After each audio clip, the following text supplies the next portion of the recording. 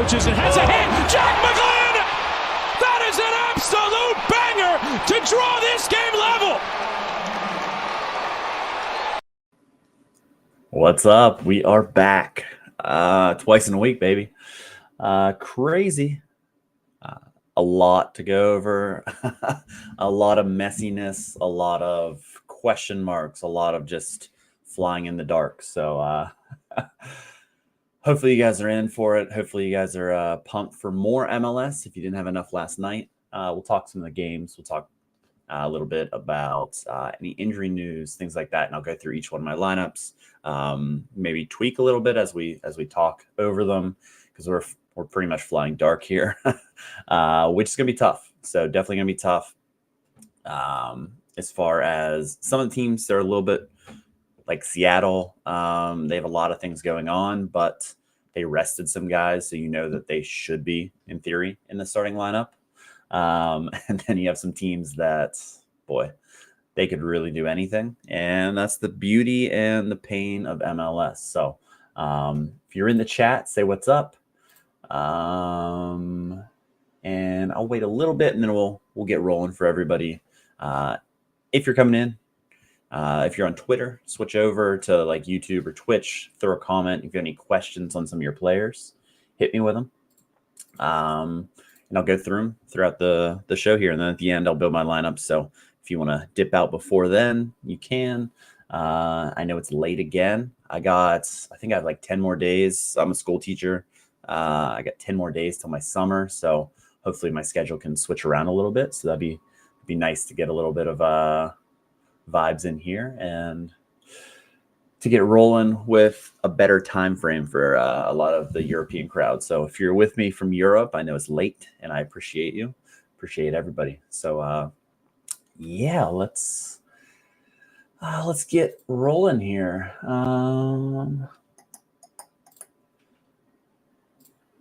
As we get rolling, this is So Rare Probabilities. This is a lot of what I use. Great service. She'll give you a free trial as well. I put my projections on there as well. So if you're looking for all the kind of data type of thing that you used to get on Play Sharper, this is what I use for that. So go through some of the matchups. We have Messi. We'll talk about Messi, I'm sure, in nausea on this. I think he's going to play. Will he start? That's kind of the question. I think he's pretty set on 45 plus minutes, in my opinion. With a chance to start, and I think he's fine. It's just kind of a maintenance, midweek maintenance. If you take a look, there's 63% favorites here that win home percentage there. So huge favor against DC. DC played last midweek like everyone else. They didn't do so hot, lost 4-1, but the scoreline wasn't indicative of the actual match. New York Red Bulls got a little bit lucky in that game.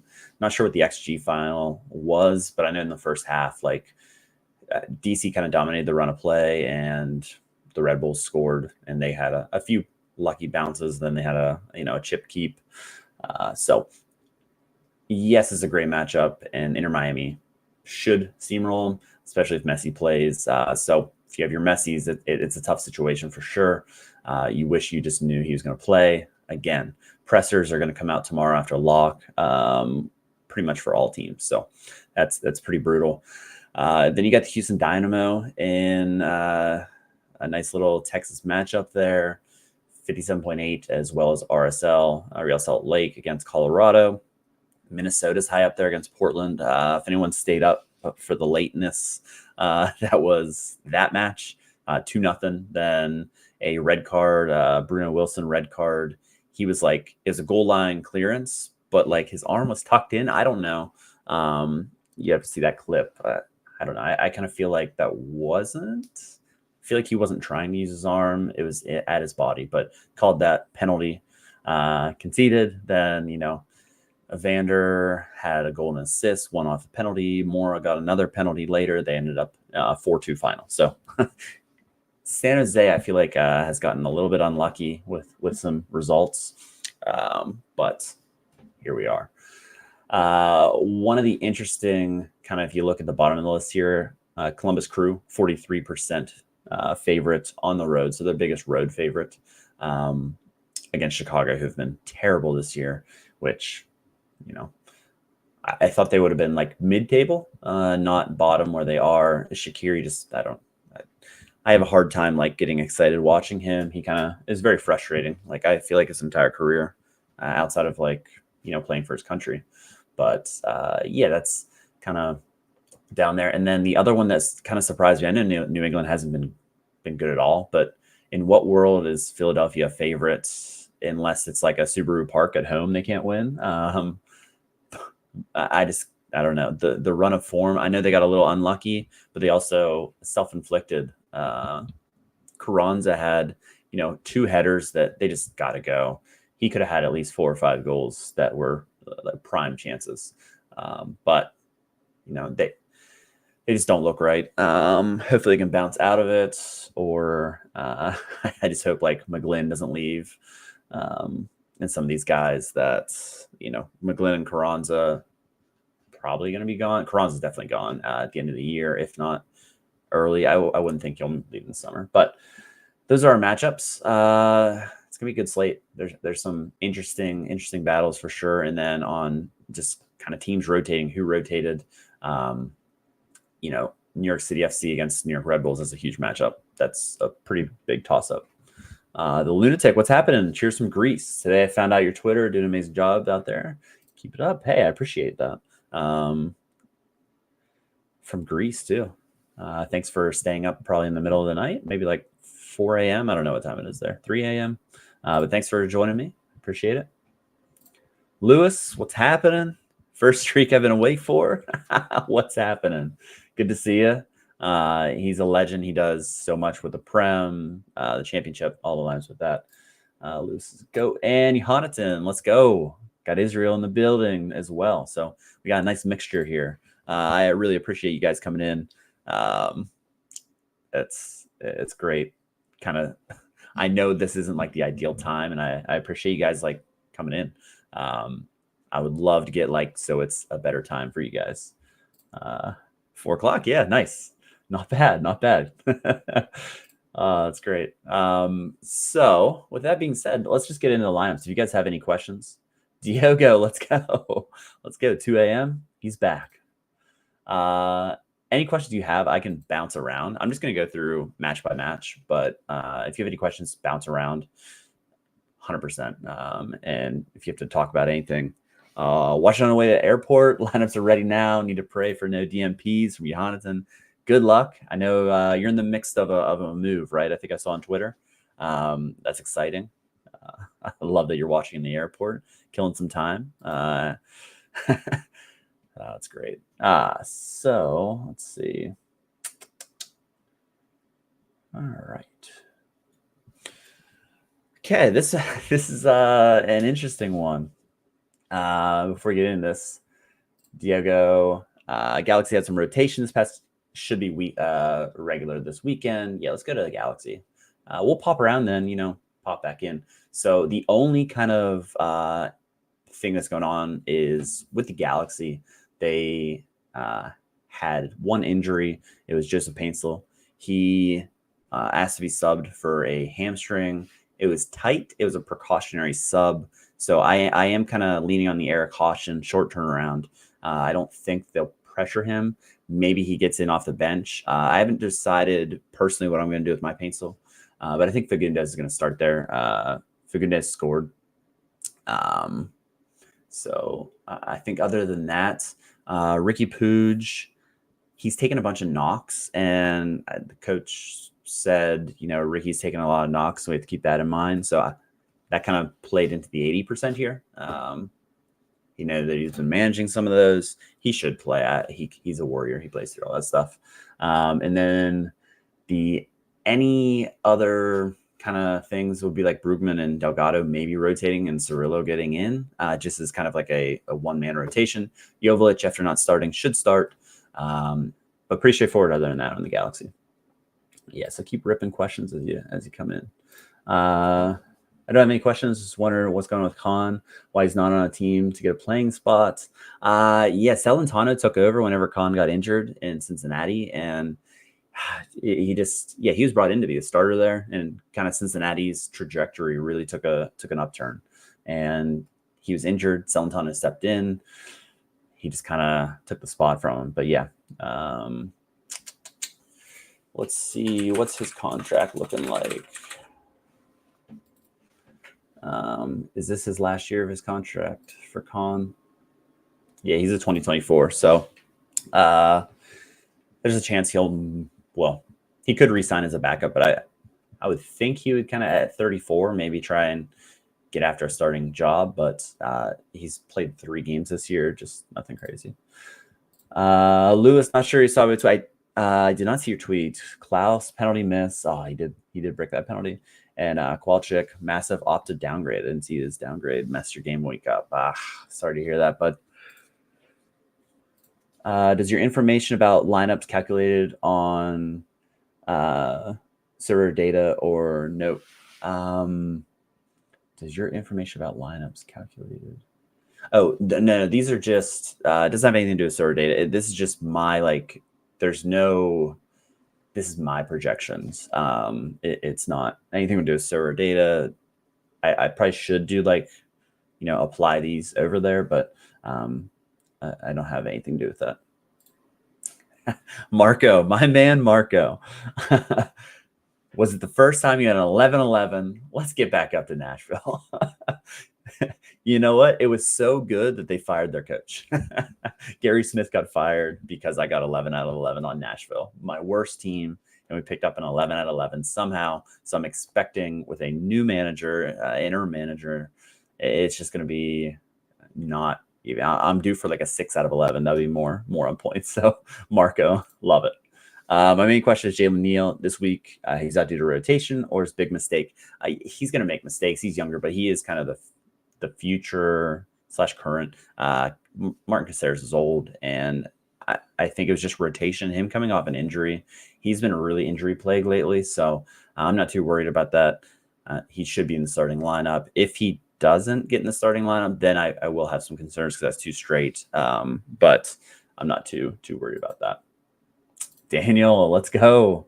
What's happening, Daniel? Good to see you. So that brings us to Nashville. Let's talk about Nashville because that's what everybody wants to hear. So Gary Smith's fired.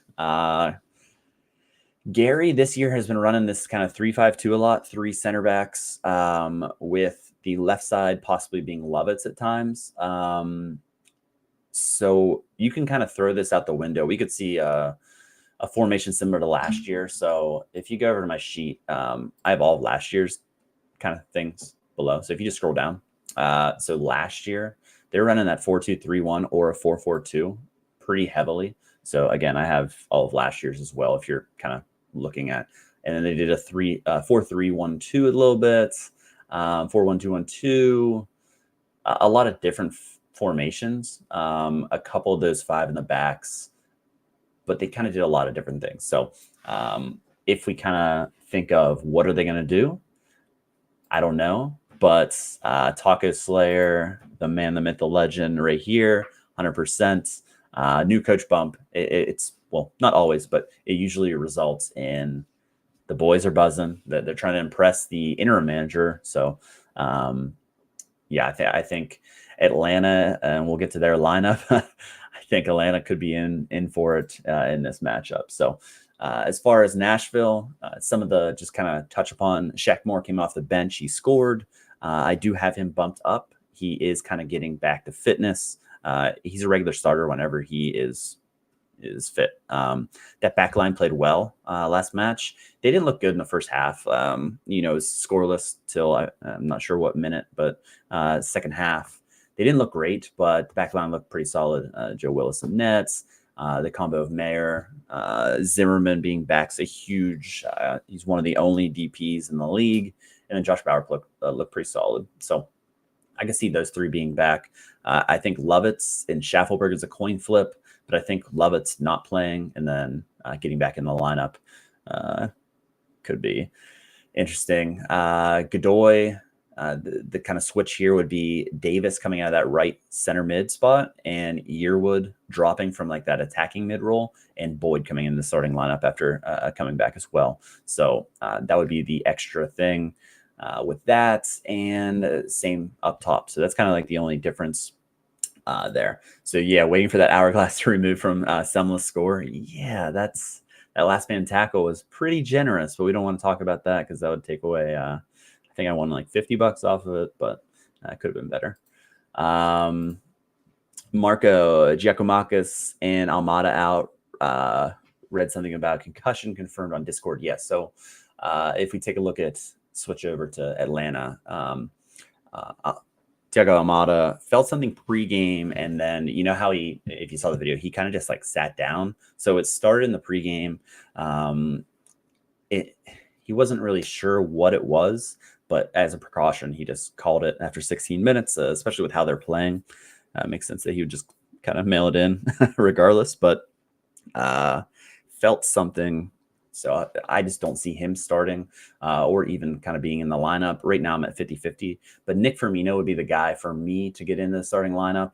I really like Nick Firmino. I think he has some upside as he gets into it. He was awesome for Atlanta too last year.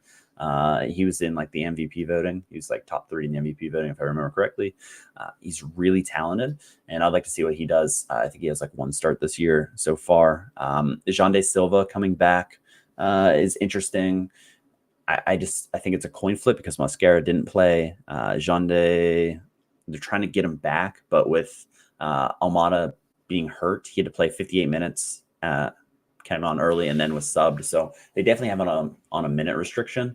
So that's why I don't have him as a starter and Mascara being healthy. I think maybe they go 45-45 and then Jean starts next week. That's kind of what my thinking is there. Other than that, Gregerson coming back from concussion protocol.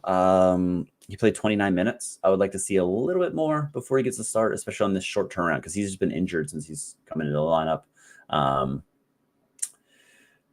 Yeah, that's kind of the main kind of things here. Just Heat, what's happening? Yeah, Hope, Lovitz, Mayer, Zim, and more. That just makes so much more sense.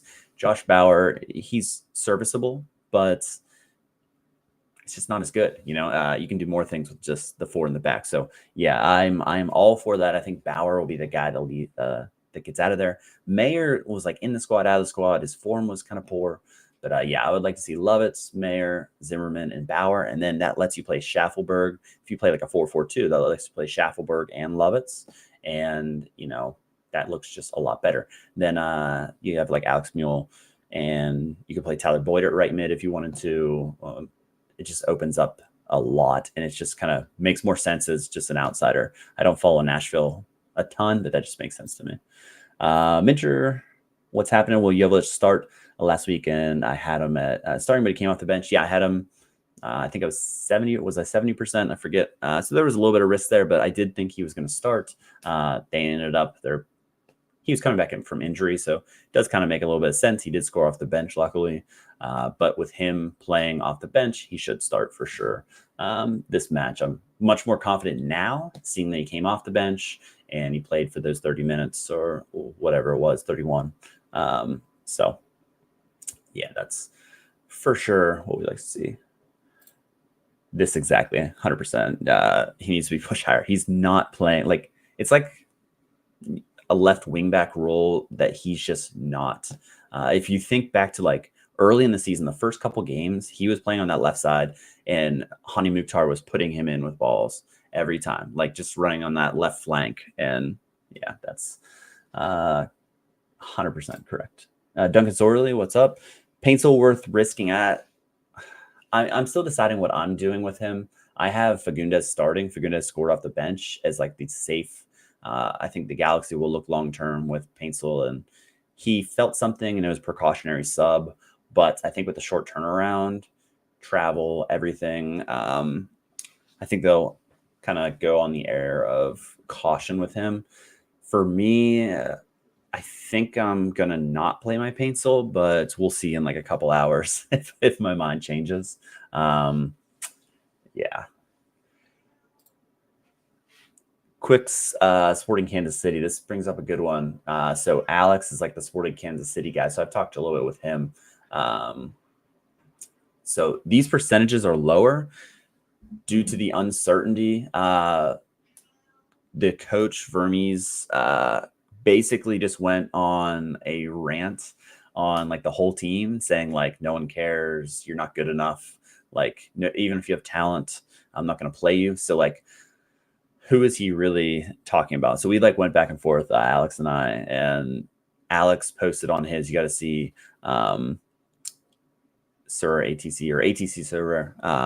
You got to see his. He made a list of everyone that the coach raved about, and like, okay, so they have a little bit higher percents. And like he talked about Tommy. Tommy is coming back from his wife giving birth. Shallowy he talked about, but he was dealing with a little bit of a calf issue. Polito is not talked about. Russell is not talked about, but he's a veteran. Memo Rodriguez was talked about, so that's kind of why he was higher. Nemanja Radoja, however you say that, was also talked about. Funtas is pretty safe, so that's kind of why it's a little bit lower percents. We could see some major changes because honestly, he might be coaching for his job. Just because once that first domino falls, like, is Atlanta next? Is Sporting Kansas City next? Like all these teams that are kind of one loss away, he might be pulling out all the stops. Ricardo, good to see you. For sure, the coolest league in all of So Rare. I love MLS, but at the same time, I hate MLS for the amount of rotation and like it's a midweek match. Why can't we just play like? These guys are pro athletes. Every other league can do it. I know there's like a couple changes, but like don't change the whole squad. Is it finally Luna time? Yeah, it's finally Luna time. I'll definitely. He was kind of battling some injuries. He was playing maybe a little bit too much golf. I was, stalking his Instagram, and he was playing like 2 to 3 times a week whenever he was recovering from injury. Not a great look, but he's back in action, so that's good to see. Minter, what about Yaya Kubo? Is he playing up top or on the right side again? So this is a good one. Cincinnati. It depends on a lot of things here. So let's get to the notes. So Yedlin's a doubt again. I don't see him starting. I just don't see him starting. So that kind of bumps off that. Powell is the kind of backup at that position. He's out, doubtful. I don't see him playing. Definitely not starting. And then Halsey's the other guy, but he's more comfortable on the left side. I don't see him starting. So that leaves Kubo. That's why he's been playing that right wing back spot. I have him here. Here's where it kind of gets a little bit. Halsey might have to play if Kevin Kelsey can't go. It looked like cramping to me. He just like kind of fell and like he played 60 minutes. So that's interesting. His fitness isn't quite there just because he's not quite used to it. So he played 60 minutes. The turnaround, he should be all right, but if he can't go, they're kind of limited up there. Valenzuela played, and he played pretty well last match, so he's in there. Corey Baird is nursing a hip issue. I don't see him starting, but he could. And then Sergio Santos is coming back from injury as well. So they have a lot of issues up there, and it kind of who's left is kind of what I was battling. And then Robinson had that big clash with Giacomakis, and they kind of went at it. He's questionable just based on what I saw. I don't know if he'll be ready for it. If he can't, then Haglund's going to have to be in there, but he hasn't had a lot of minutes. So there's a lot of question marks of like who's going to play where. Johanneton, so Philly is way up there. What am I doing? Philadelphia, I have them at 50%, but just based on how they've been doing it whenever they have a midweek, Sullivan usually goes up top and Aurora comes off the bench for about 30, like 25 to 30 minutes. So I do think that's what's going to happen. Carranzo will play on the left if Sullivan plays up top with him, because I do see Bedoya in the lineup. Bedoya coming in as a starter pushes Sullivan up top because they want to play Sullivan. Sullivan doesn't get rotated. He's got a gas tank, but he didn't play that well last match. So he could be the guy that they don't play and then they keep Aurora in there. But I don't see him starting as far as just based on what Curtin does. The kind of wild card here is they've been terrible. So like something's got to give. Like they played Leon Flock, who's solid, over Jose Martinez last match. Just a little bit of rotation. So tough there. Ricardo, beginning of the season, found he was out of shape. Yeah, he did look out of shape for sure. But he's super talented and like that right is great. How likely can we see Beavers as the regular RSL starter? Not yet. So the coach talked about it. Mastriana talked about it today. He is the one for the future. He has been. He is talented. They want to give him these game reps, and it's so frustrating because you don't know when it's coming. Like we talked about it last stream. Like it seemed like it was a Beavers time, but you don't want to really commit to it being a Beavers time. It is that midweek on a Wednesday type of thing. We talked about it. So he's not going to be the regular until McMath is gone, which he still has a couple years. Does that leash shorten with McMath? He had a couple errors, at least one error, in my opinion, the last match, but the team's in good form. I think it's just kind of they're going to give him a game every once in a while type thing until further notice. But Beavers will be the starter. It's just, is it next year? We just don't know. Do we ever hear why Aiden Morris was training on the side? They never said. I'm assuming it was just like a little bit of a recovery thing. But yeah, they didn't say there was an injury or anything. It just might have been in his recovery plan. But no, we don't know why there. I believe he'll play most midweeks. Yeah, he'll get into the midweeks. But at the same time, it depends when that midweek falls because there's been weird things. McMath contract through the next season. Yeah, I couldn't remember if he had more on that or less. Yeah, why not pull that up? 2025. Yeah. So do they move on from McMath? I don't know because they got Beavers and then it's a homegrown deal. It's a very cap friendly deal for another 3 years of an option. So like it could make sense to move McMath to get a little bit more if they want to sign somebody or move some money around. But yeah, all good points. Love it. Keep these questions coming. So yeah, just keep bouncing around. Let's see, talked about both of those. Let's get to New England. So I'm not going to say that New England's my team by any means. Soro Reds is a man for sure. Go check his Twitter. He has his lineup, and mine's a little bit different. I like to look after the fact just to see, what other people are doing. Any Cucho news? So follow Brianna McKay, I believe, and she was at training. She said she didn't see him, so I might have to definitely bump him down because they said based on how he and Russell Rowe trained was going to be if they're going to be available for the weekend. So I will update those lineups based on if any news comes out. She tweeted that like 3 hours ago, and then I didn't hear anything else. So I'm hoping to hear some sort of, I'm assuming no news is not good news. So I will have to dock him a little bit. We'll probably see Christian Ramirez. If he can't go again, Christian Ramirez looked pretty good last night. Ricardo Facundo Torres hasn't been as good as previously, but I guess he has the biggest salary, so he'll play all the time. Yeah. I don't really think there's any issue with his playing time. He'll be a set starter. He just hasn't scored well. I don't know. He's trying to find his way in the team. With Lodero coming in, Ojeda's playing at the same time. There's a lot of people that are just on the ball. Taco Slayer's the Orlando guy, but as an owner of his card, I do follow him, and he's still in pens, so that's good. Mostly, except for whenever Muriel took it. What's up with Yaya Boa? So let's go to Columbus. Are they further up? Did I miss them? Are they out west? Chicago, west enough.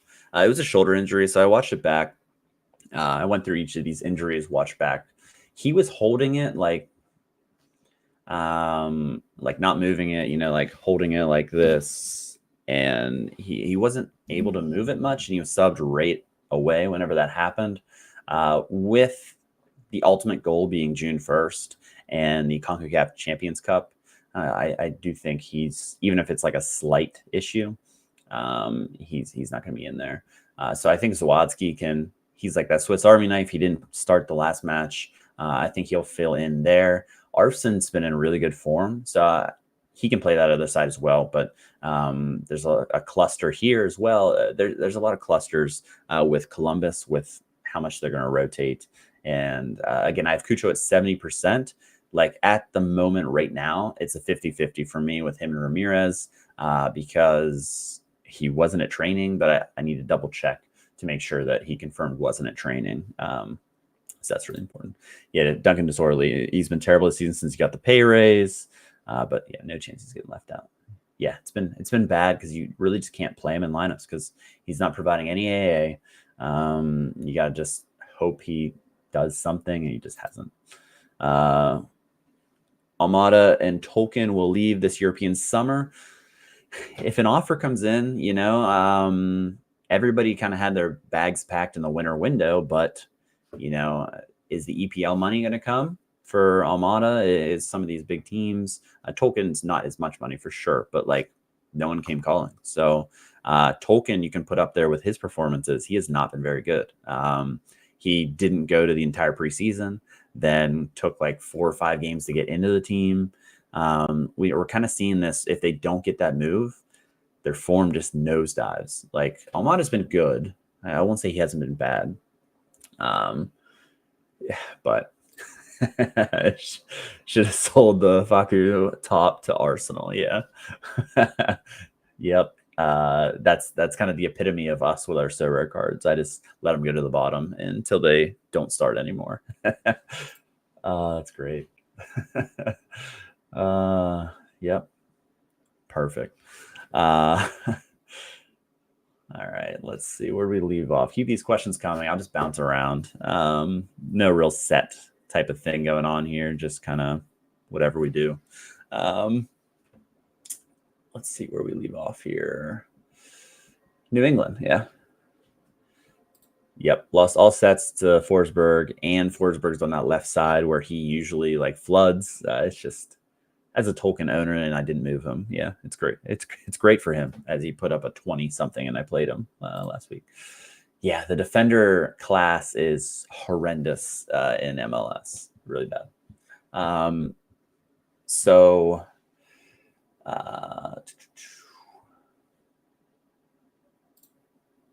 Minnesota has been one of the most impressive teams, especially without Reynoso. Lode and Rosales, especially nice. Who saw that coming? I sure as hell did not see that. That was crazy. Like with Reynoso being out, I don't know. I just assumed that they would be one of the worst teams in the league. A lot of people are taking jumps in their second year as well, which is pretty big. Yeah, huge surprise. What did you hear about Rui Diaz? I didn't expect to see a high 80% projection.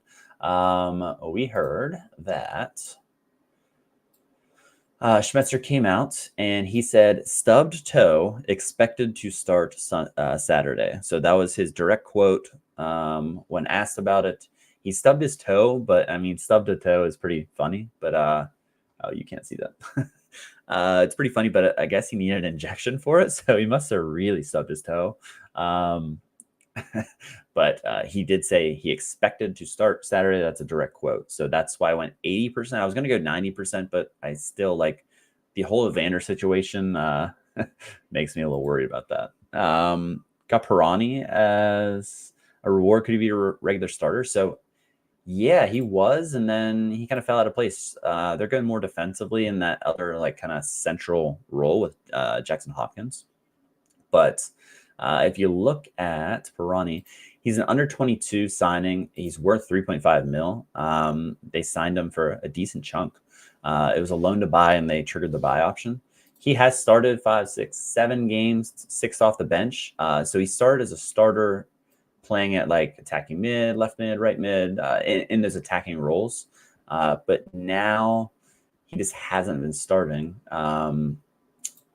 Just with kind of like Kudi Pietro in the mix. Jared Stroud's been awesome. It's just kind of Morel has been, their super draft pick has been in the mix as well. So he's kind of taken a back seat, 3 straight sub appearances, but more time in each one. So I think he does have a chance to get back in that starting lineup. It's just when is the question. We just don't really know about that. Padel, what's happening? What's going on with James Sands? So what I heard was he's one yellow card away from a suspension, and the word was they didn't want to risk him getting a yellow because they're playing their biggest rival, New York Red Bulls, on Saturday. So the kind of idea was they didn't want to risk him. That's what I heard. It wasn't an injury thing. Hopefully the source was right on that, but that's what I heard. Minnesota's been good, but Pookie, yeah, Pookie's been pretty bad, hasn't he? Yikes. Pookie has been terrible. He just forgot how to score, I guess. Yeah, not good. Do you believe Kramashi is now a strong starter for Miami? I do have a Kramashi. I bought a Kramashi. I think he's very talented.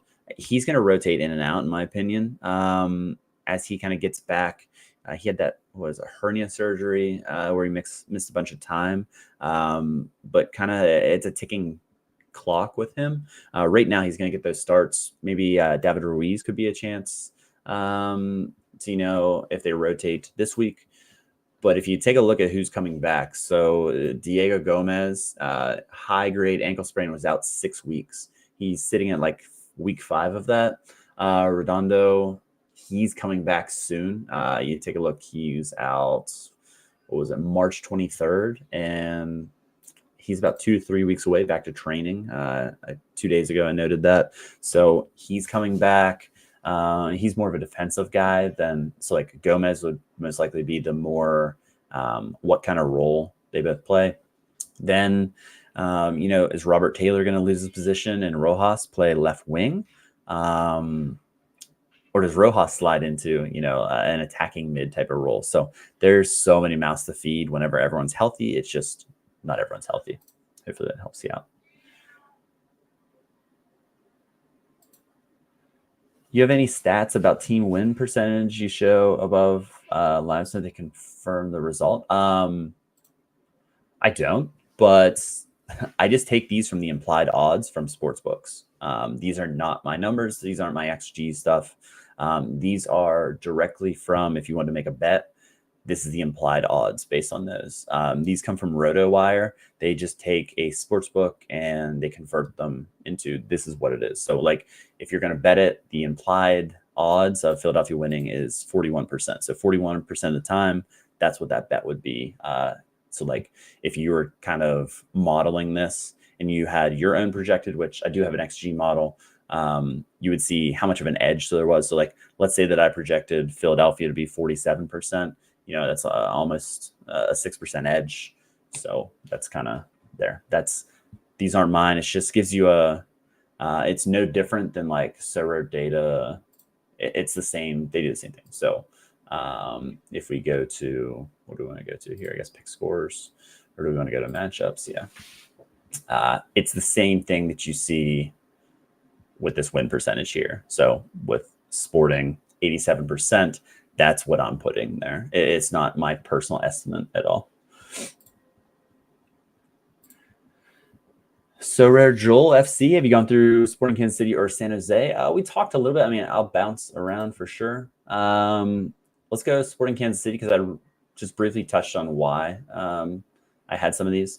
So with the coach kind of going through and saying like basically who he liked giving effort and who he didn't mention, that's kind of why the percentages are all kind of wonky. So Voltaire, he's coming back from injury, still coming back. Rosero, still coming back from injury. So these guys are still coming back from injury. Tommy, he just had a child born, so he's coming back, and coach is raving about him. So that's kind of why you see those percents. Funtas should be there. No issues. Jake Davis, they don't even really have another guy that can play right back unless like Basong plays on the other side because Pierre was the other backup, and he went down. So there's a lot of kind of going on with there. San Jose, if you have any specific questions on any of this, let me know. I'm sorry, I'm just catching up on the chat. San Jose, we haven't talked about. I don't see many changes here. The couple changes that I see is Jackson Yole starting. I know we talked about it last time on stream if you were here. He's been he had an illness, and then he came off the bench again. So with him coming off the bench, he played a decent chunk of minutes. So I think it was like a 55-35 split. When did Nico come off? Nico came off after 56 minutes. So that kind of 56 minutes tells me that it's shifting back towards Yule being ready to go. So that's kind of why I flipped them, made them 60-40. I do have a 10% chance here, but Hernan Lopez, man, he hit the bar on that one. The team looks a lot better. I do have some high hopes from San Jose down as they keep going. They're just kind of having some bad luck. And then the red card with Bruno Wilson, Tanner Beeson will be in the starting lineup for that. So I don't see a lot of change other than that. I could be wrong on that, but just based on their form and who's playing well, you got to keep playing them as they play Orlando. Is Aiden Morris the best Sorare summer card? I guess so. The young guy dominates. Yeah, if you saw my RotoWire article, I talked about him a little bit. He's very good.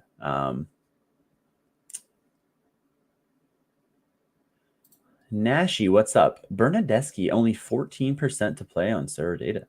I'm pretty sure he is back, but that's scary. What? Let's check it out. Yeah, I mean, he sat out his suspension. 14%. What are we missing here? That's news to me as well. What do we know here? It was a one game. They didn't make it more, did they? Do a little quick search to see if I missed anything. That's good to bring up because, yeah, I'm stumped on that one. I don't know. It was a one game suspension. There was a second yellow. Let me know in the chat if you guys know anything about that situation.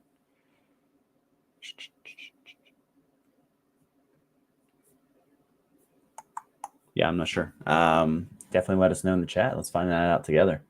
14%, and it is verified by the league experts. So I haven't seen anything on that. I also was kind of looking at every other team, and I did Toronto pretty early today. But yeah, that's I'm gonna make a note of that real quick, Berna. All right, so I will definitely look into that. Copa upcoming to a lot of So this is a really good point. Copa coming up, you're gonna see some depth guys get some roles.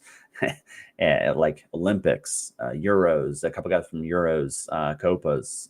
There's a lot of players and a lot of starting goalkeepers that are going to be out. I'm kind of working on compiling like a list of that. That's going to be one of my RotoWire articles.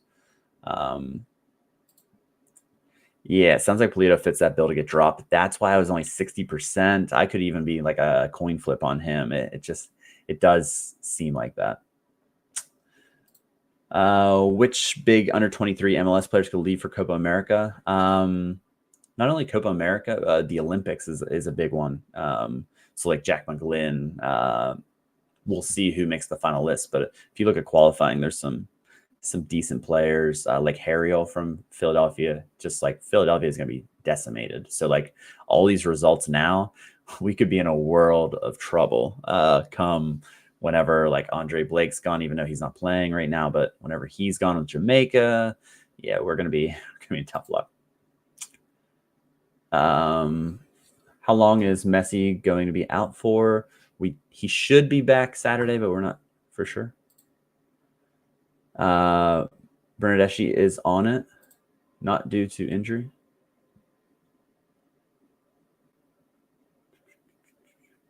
Are we talking the availability report? Because that should have been, let's see the date on this. Should have been from last weekend, Tuesday. Let's see if we're talking about the same thing. But if this is what we're talking about, he's not even on that. Maybe the other one. I feel like they didn't have this, right? So Marco, let me know which one you're looking at. We'll pull that up. That was this, right? Yeah. unless it was the box one, which I don't have up. CJ Dos Santos is going to be interesting under 23 during Copa America. Yeah. Calendar usually goes to be like the third stringer for the US team. So yeah, he's going to be interesting. Brief action. So if you're looking for an under 23 keeper, I'm not sure what his price is right now, but he's worth a shout. Do you think RSL is the favorite to win MLS? If all the Miami guys are healthy, I can't really see outside of them. But there's a lot of solid teams. I think they're in a great stretch of form for sure, but I do still think they have. Some holes.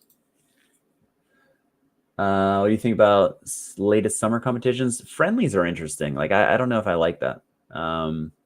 So I didn't dive in too much on that, but yeah. Player stats report for match day 14. 14 should have been the midweek. Pretty sure. But I got checking in that. But if the top guys, that's what kind of really threw me off. 14% have them starting 86. Reliability is high. So let's see in the pick scores. Is it the opposite way around, that 14% is good, or is the I guess he's a mid or a forward. So like, will his pick score be all right? If I could spell. No, it's an F. So yeah. If you're in the stream, you see anything on that, let me know. But it was a 1-game suspension from everything that I saw.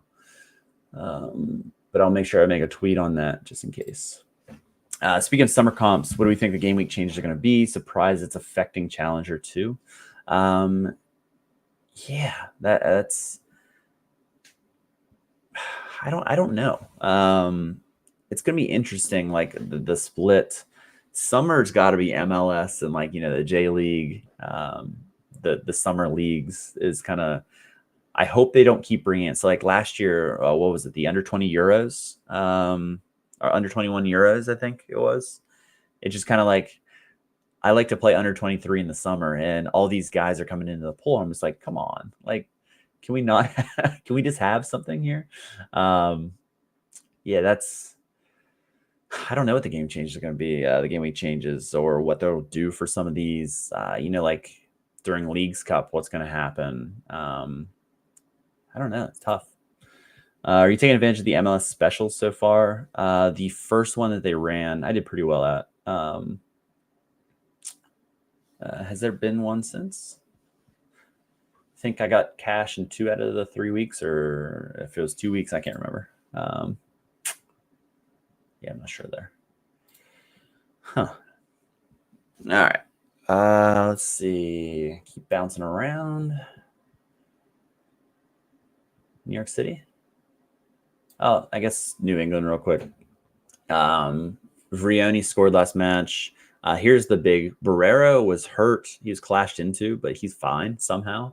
I thought it was the same knee that he hurt, and as an owner, I was bummed. But I think it might be Boateng that starts. Just I don't think Barrero is ready for a start just now. This spot's up in the air. Polster should start here. Barterovich should. I have him at 75%. The other is at Cam. Spalding was ill last time. He had an illness. And then Arriaga is probably the most set. And then Caleb Potter doesn't like Romney for some reason. He's kind of had a falling out, but Kessler's been bad. So, they're going to switch there. And then Lima is a pretty safe starter at 90%. So let's bounce to that match. Cameron Harper has had 2 great games. Yes, he has. Do you see him with more opportunities? Yeah, he's going to get more playing time for sure. They kind of have to give him more playing time, right? As far as this week, just with the rotation, things like that, I do think Carmona is going to be back in. They kind of rotated. Coach said he was going to rotate. We talked about it whenever the lineups. He said he was going to rotate. The rotations that I didn't see coming were like Harper there. I didn't have that one, but Van Zier being rested, I did have that one. Manuel starting. Manuel scored again. So he's kind of in the mix too. Some of these subs are playing really solid. So based on Harper's performances, he has to get a little bit more time. So that's kind of my thinking. Good at this question as well. And then server person, I'll come back to you. You don't think Manuel gets a start? He definitely could. So like I'm 30%. I'm pretty low on it. And I did go 90% with Van Zier. I do think it was planned to rest Van Zier. As far as his poor form, he had a really bad game before last match, but the match before he did score. But I agree, he hasn't been the greatest form, and Manuel is scoring. So it will be interesting if they go with the hot hand or they get Van Zier back. I think other than that Van Zier game where him and Morgan teamed up against Inter Miami, yeah, he has been a little bit poor. What's up with Eric Williamson for Portland? Yeah, he just kind of fell out of favor, and he doesn't really fit in their scheme as far as what they want to do. In the pecking order, he was kind of like the other Cam behind Evander. So whenever Evander would be out, it would make sense for him to be in. But now he was in that kind of right central, depending if they flip sometimes. But Paredes is even ahead of him. Evander, they played 3 at the back, but then switched to halftime last match. And Paredes came on, played better. Santi Moreno is kind of like the Cam whenever Evander's out now. Anthony, he likes Anthony over him as well. It's great to see him back from, that season-ending injury last year, but he's kind of taken a downturn. Like I was on the same, I assume you thought he would be starting too. I thought with Evander being out, he would have started one of those games. It just kind of didn't make sense to me. Is Amaya one of the recent MLS revelations this season? Yeah, he's been good this year. He's been good like the last 2-ish years, but kind of under the radar. He's just kind of coming more into his own. With Forsberg taking a decent amount of sets. Whenever Forsberg's not there, Amaya's taking a lot of sets when Tolkien's not on the field as well. So there were a couple games where he was getting some nice set piece action. But as far as centrally, like that's very interesting with the Red Bulls. I know like Forsberg could slide back, but it doesn't really fit him. They don't really have many options at all. So they have Amaya and Edelman at that kind of like central role. And then as far as Estrella, I should bump him over him. It just kind of, I don't update the order a lot. But Estrella hasn't played at all, but he's been on the bench. He's like the next guy. Carmona can play, Wiki Carmona, but he's more of an attacking guy. So like, I'm interested to see if like in the summer they pick up a kind of a defensive mid type as cover for these two guys, because they just don't really have anyone there. So that's very interesting. While we have it, Minnesota, let's talk about Minnesota because there's a lot of question marks here for me. DJ Taylor was awesome last match. Arriaga is really coming into his own on the back line. Boxall kind of seems pretty set, and Tapias should be set, you would think, as well. But Padelford was rotated. Rosales playing that left wing back, kind of left mid role, was phenomenal last match. He's locked that down. Padelford started a bunch in a row and then was out last match. I think the rotation gives him a little bit of an edge, but I think it's a complete toss-up. I wouldn't be surprised either way if one of them was starting. Sang Bin, I have him 70% total. He should start. It was nice to see Bongi get on the board with that great goal that he had. Halongwane. It's nice to see him start. He deserves to start. And it's crazy. Like Minnesota has done this without him and Reynoso. Arguably, they're two best players last year. Robin Lode coming back from injury has been unbelievable. That's one card that whenever he was so cheap, I wish I would have jumped on board. But yeah, he's been awesome. Pookie, that's a bit of a coin flip for me. I do think they'll give him another start to try and. This is the match where you're going to get your goals against Portland based on just kind of how they've been playing, because they've been leaky at the back. They've been conceding, especially on the road. They were able to break the 9-game winless streak, but still pretty tough. Here's a good question. Was your favorite MLS team to watch at the moment? Man, that's a heck of a question. I like watching a lot of teams. RSL, how they're playing right now. I really like watching them play. Just trying to look through some of the teams. I love watching the Galaxy play as far as like up and down, but it's not like defensively sustainable or anything like that. But the way that like Ricky Puig moves the ball and then Paintsel runs, and Gabriel Peck runs down the flank is fun to watch for sure. Messi is cool. Definitely not Philly because they've been playing horrible. But here we go. 2 for $1 each. That's some scouting preseason. Great job. Anna McGlynn preseason as well. Yeah, check McGlynn's price. He's kind of like went up and down, but McGlynn he's just awesome, and he was a great shout before the season as well. So yeah, Lodinho, baby. Oh, that's great. All right, moving down the list. We talked about these 2 teams. We didn't get into their lineups. Inter Miami, briefly talked about it. Could we see David Ruiz? Sure, we could, maybe. Jordi Alba coming back with him getting time off the bench. It's kind of a coin flip with him and Negri, who's going to start. So it's a little bit risky there. And then again, I have Messi here at 50%. Check tomorrow morning. I'm probably going to bump Messi up. Last midweek. So what was it? Tuesday morning. Tuesday morning, I bumped Messi down to 50%, but still had him as a starter. Just with that news, this week maybe I'm bumping him up a little bit. And then Rojas would slide in for Kramashi. So I'd take Kramashi out. But could we see like Gressel rest one? Maybe. But he does have an engine. And then Robert Taylor, interesting as well. Yeah, McGlynn and Luna. Luna, I was going to buy as well. I have 2 McGlynn's just because I have the collections for Philly. I wouldn't say you did the wrong choice, just because I think Luna's on the come up, and I think like towards the end of the year, you'll see like Luna really come into his own. That stretch last year in the summer where he was one of the best under 23s of the summer, he was just absolutely tearing up. But yeah, both are great players for sure, as Duncan says here. And then DC side. So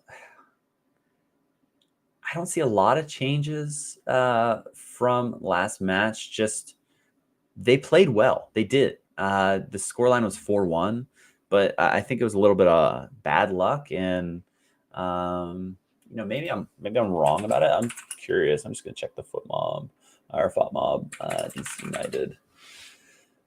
Just to get a quick XG, what it ended up. But like I watched the first half mainly.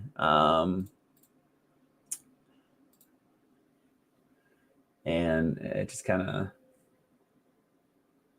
I mean, a couple of these were tap-ins for the Red Bulls, but 2.96, 22. They had 6 big chances with only 1 goal. So like, yeah, it's definitely warranted. 41% possession, whatever. But I think they're pretty hard done by that. Hey, Ricardo, thank you. Thanks for coming in. I appreciate it. Good luck this game week. Chris had Chris is a big DC fan. I think I might have came in after that. I jumped in. I jumped in for a little bit. He ran how they dominated. Yeah, I only watched the first half. And then I watched 360 for the rest and Philly on the other side TV. So, yeah, that's kind of crazy. Weird that Klitsch got subbed on 60 when he was playing decent. Maybe just resting, but found that strange. Yeah, that is a weird.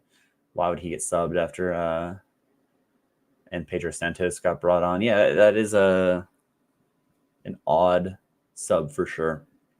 Didn't see an injury designation or anything there, and I didn't see the match, so that is odd.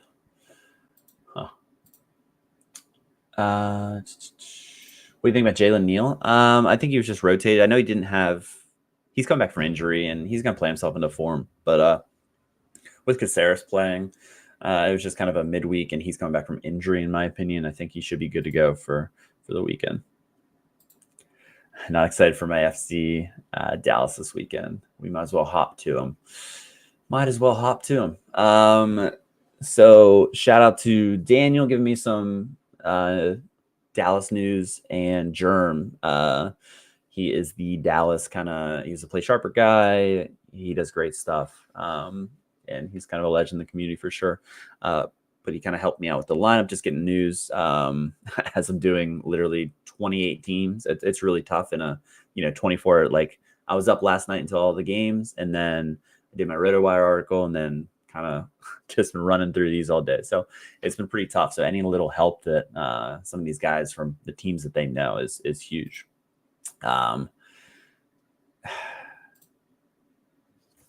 Yeah, a week's rest against Houston, who played midweek, should be primed for the game. Yeah, Dallas got the ability to rest, and but now they have some more injuries. It's just it's tough. Illaramendi, Frazier, and Areola probably could just say they're all out, and Leggett is out basically as well. So a lot of they don't have much in that central to really play there. Kamungo, I'd like to see start. Ansa could be an option there. And again, this is just kind of my personal, Daniel is a fan. So some of this might not be like what he would think they would do. And that's the best thing about this, because if you know your team, you know them better than I do. It's just I try to do it for every team. I know a good bit about all the teams, but I don't know everything, that's for sure. But I do like this combo up here. Jesus Ferreira getting into form. Kamungo was great last year. So it would be nice to see him get into form. But Houston, one of the biggest favorites. I don't know if I buy it, but one of the biggest favorites at 57%. I think they're second behind Inter Miami whenever we looked at it. And then the other thing is Dallas is prioritizing the U.S. Open Cup, which what are we doing here? Which just is truly crazy. But Mikal was rotated for Houston, so he should be in the lineup. They're missing Escobar still, so Tate Schmidt should be in that. Steres is probably out as well. You got Ibrahim, Kowalczyk, Seabass is still hurt. Bossi has been great. Carrasquilla, and then Hector Herrera coming off fresh. I think he is primed for a pretty good game. So Hector Herrera, I wouldn't be surprised if he gets a decisive. Sorry for the FC Dallas boys. So that's my thoughts there. Keep firing off your questions. Again, I'm just bouncing around, and whenever the questions stop, maybe I'll start into my lineup building, but no rush on that. I'd rather hit all the questions and try and at least talk about every team, because people that are watching this back in the morning, I got some messages that they watched it back whenever they woke up, and there's some good tidbits, and some of them said that they liked going through each one and that they could skip ahead throughout this. So if you're watching the next day, thank you for watching. I appreciate it. Let's get it. We already did that. New York City. Let's talk about them. Sands, we talked about him. They wanted to make sure he was available for the weekend. He's one yellow away from suspension. And then Parks and Pereira is interesting because Pereira is coming into his own, and I have him at 60% here and 60% here. So that's like a true toss up. They could play in a formation where all three play if they'd go to like a 4-3-3. Well, what do you do as far as Alonso Martinez has been scoring, and Bakrar is Bakrak. So there's a typo there. Bakrar is in horrible form. So I see him starting again, but it's a toss-up. You don't know what Nick Cushing's going to do. I don't think Nick Cushing knows what he's going to do. But they're in great form, and you're probably going to see maybe Ojeda. Jones has looked very lively, super draft pick, and Santi Rodriguez as well. So the other kind of toss-up here is Ilnik and Gray. Ilnik has held on to his starting role the entire time. If you saw the clip, he was really bummed whenever the raccoon was caught in the Philly game, and it was pretty funny. He's a bit of a character. Oh man, when do we think Blake will be back, and why have the Philly center backs just fallen off a cliff? Man, I wish I had the answer to that. Blake has been training, but again, I think we might see him next weekend, possibly. But at the same time, I have no idea. It's just kind of tongue in cheek. Curtin's not really saying too much about it, and a cliff that they've gone through. It's been horrible. Like, how bad has been the center backs? Like, it doesn't matter who plays. Like, Glesnes looked a little better last game, but I don't know. Elliott's looked horrible. Glesnes did have like all the blunders in the CONCACAF Champions Cup. It's tough to be a Philly fan right now with watching that back line. I mean, Kai's going to get forward. Harriel's most likely going to get forward a lot. So they are kind of leaving him on an island a little bit, but you should have Jose Martinez backtracking. You know, everything that's gone right in the last 2 years is starting to go wrong, and it's not great. Does Pulskamp have a decent chance of cementing a spot over Amelia this season? One thing that I would really watch is if Sporting Kansas City continues to struggle, Peter Vermees's guy is Melia. So if he goes, a new guy comes in, Pulskamp will definitely get a shot. So I think as long as the coach is still there and Melia is still there, he's going to play Melia as much as he can. But I would like to see Pulskamp get a shot. I think he's a good goalkeeper. I think he's better than Melia. But Melia is a club legend, so that's kind of where it gets a little bit tricky.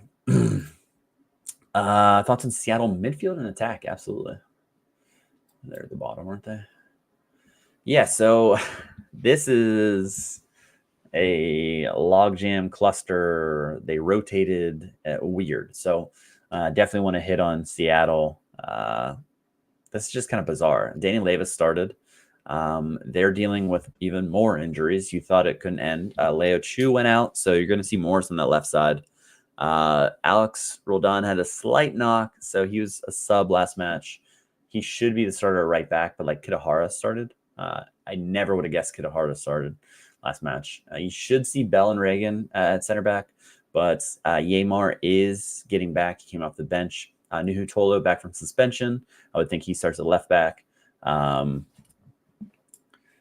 Daniel, thank you. I appreciate that. Have a good night, buddy.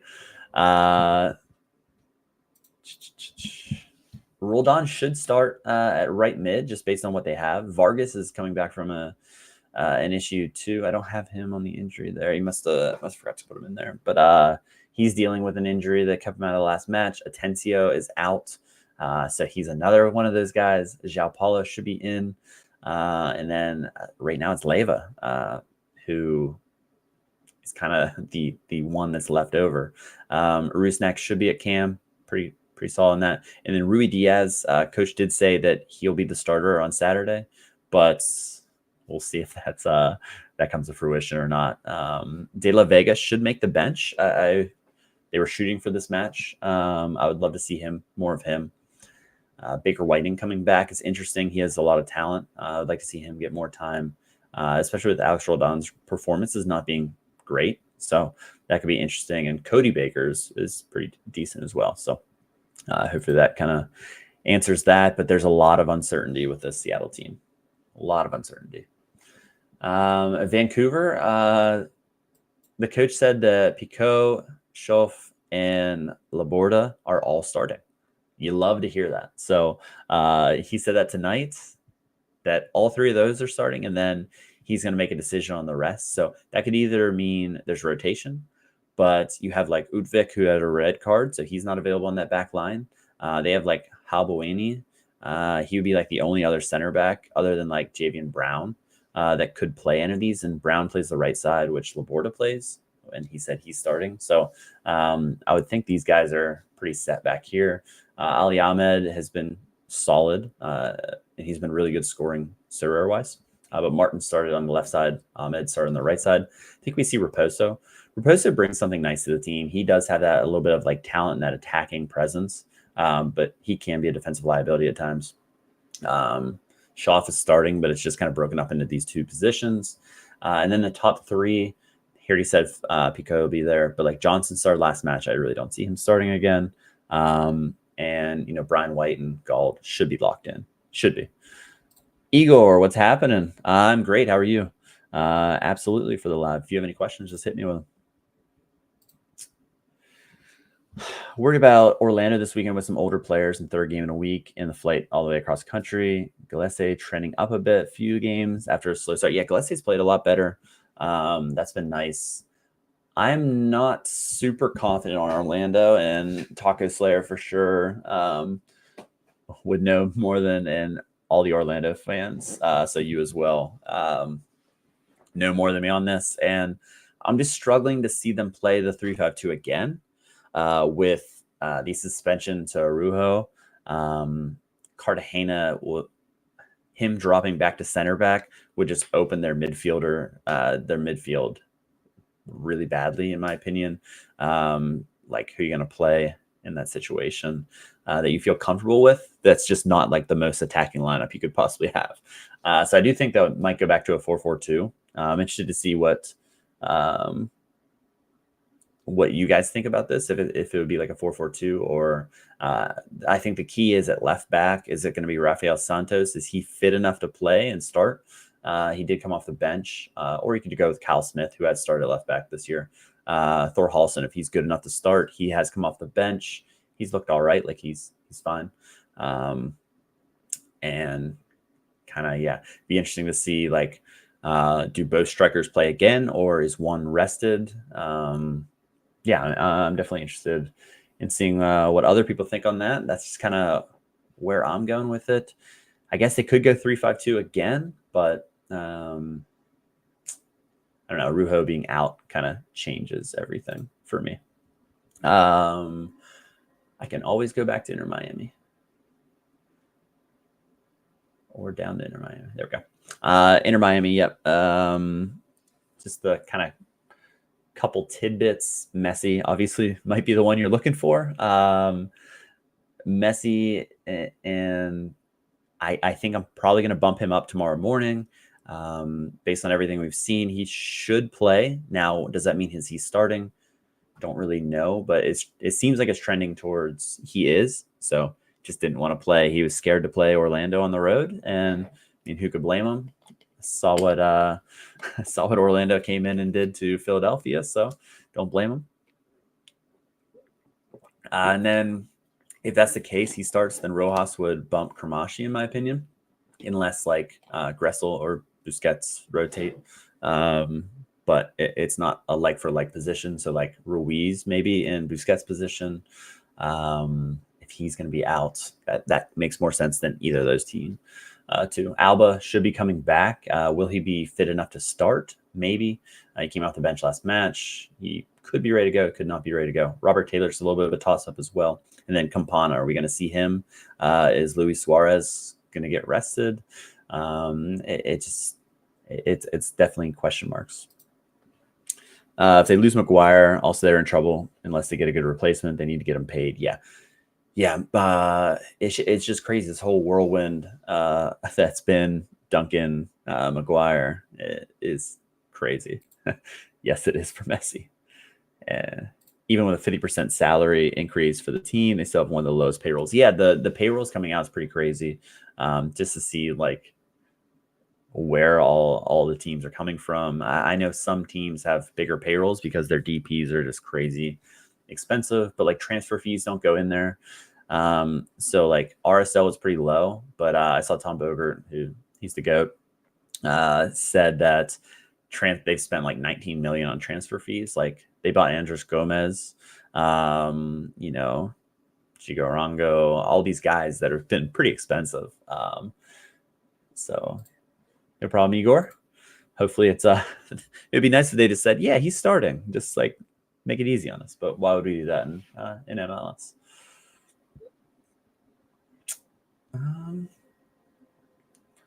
See where we want to go next. It's Hershey. What's happening? Thanks for joining in, bud. Good to hear from you. It's going well. How's it going for you?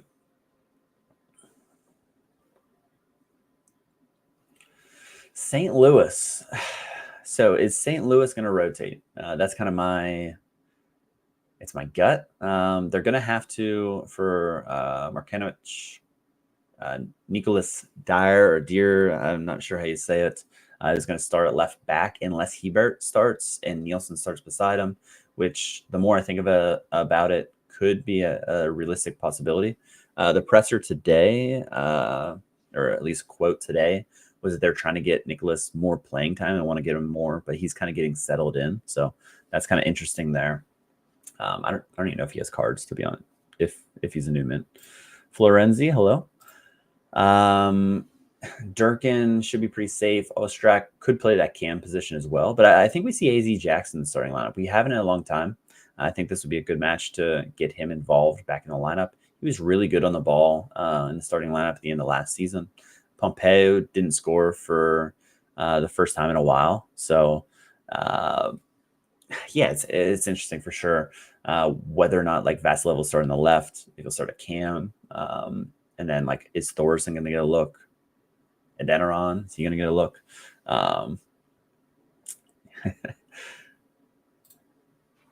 Enjoy these interactive live chats before lock. Also helps me work through planets. Absolutely. Honestly, this helps me too, because like, you know, talking these through, and then whenever I get to my lineups, it's the same thing. Like we talk through them, what makes sense, you know, and then like whenever you're building your lineups, I think talking through them, and especially with like an interactive chat, you guys have been great tonight. Hope my Whitecaps can get another win at Lumen Field. Yeah. Yeah. Why not? Why not? Igor wasn't drunk when they said there will be an MLS lineup. Big surprise. All right. Let's go. A little Thursday night action, baby.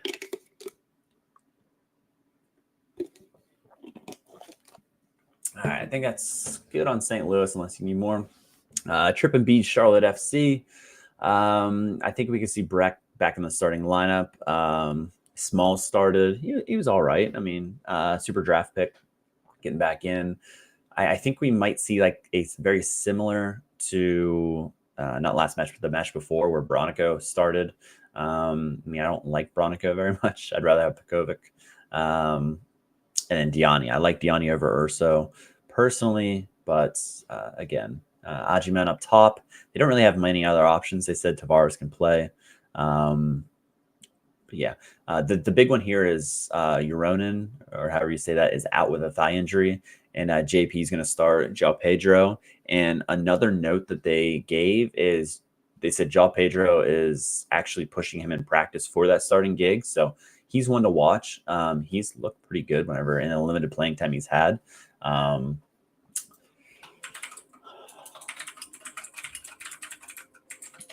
Let's just pull him up. Oh, the Brighton one. He's a current under 18 international for Brazil. So that kind of speaks to the pedigree of what he kind of has. And he's 21. So he was, I guess, an under 18 whenever he was going through the youth ranks. So he is kind of a guy that can play left back. He can play center back. But he played with Crown Legacy last year. That's where he kind of came from. And he was on loan, and then they ended up picking him up for $600K. So they did spend for him a decent chunk there. So he's one to watch that I kind of have my eye on, and not maybe as a left back because you don't really want left backs scoring. But yeah, let's see. I don't think Paintsel will start as well, but he would get some minutes from the bench or be out for. I don't have the answer to that. I don't think he'll start either, but he could come off the bench in theory. But with the short turnaround, why not just leave him out of the squad, in my opinion? And that's me as maybe a selfish holder. Like, I don't want him coming off the bench. If he's going to be out, just leave him out, let him rest up. But yeah, I think you make a good point there. Just walked away and missed St. Louis. Personally not looking for it. Could get ugly.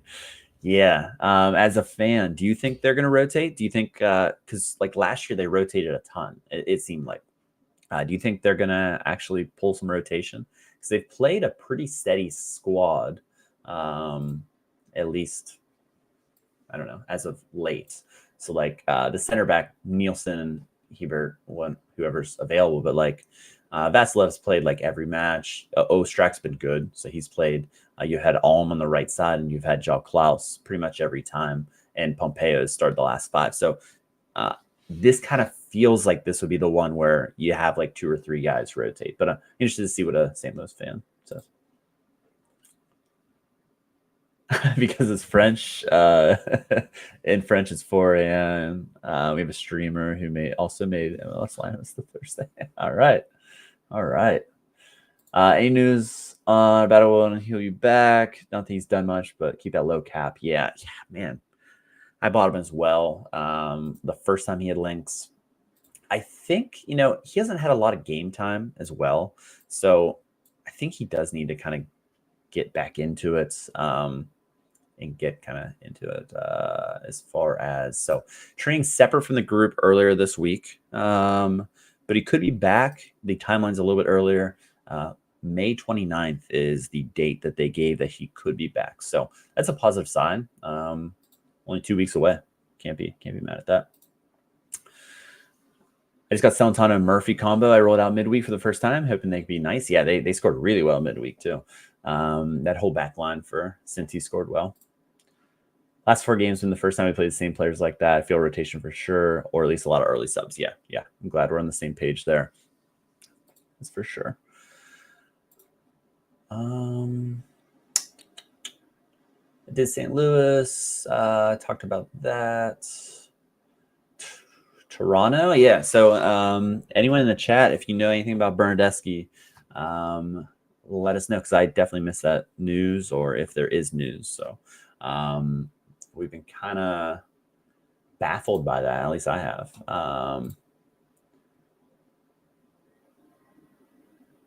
It was 14% earlier, so now it's 17%, but the reliability is high with the 10 best projectors of MLS. So I don't do projections, so 10 people were on this before I was. It was a 1-game suspension. That's what's throwing me off. I don't know.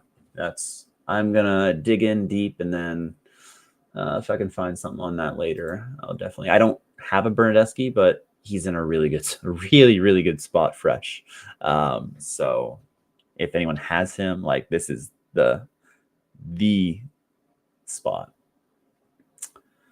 You can't always trust them, but yeah, I don't know. I watched Laird's breakdown whenever he went through it. Like, it makes sense to me. Like, the most accurate people, it's taking them. And if, like, I don't know, he in the pick scores, he was an F. So it appears that they're having him out. But like, it was a second yellow.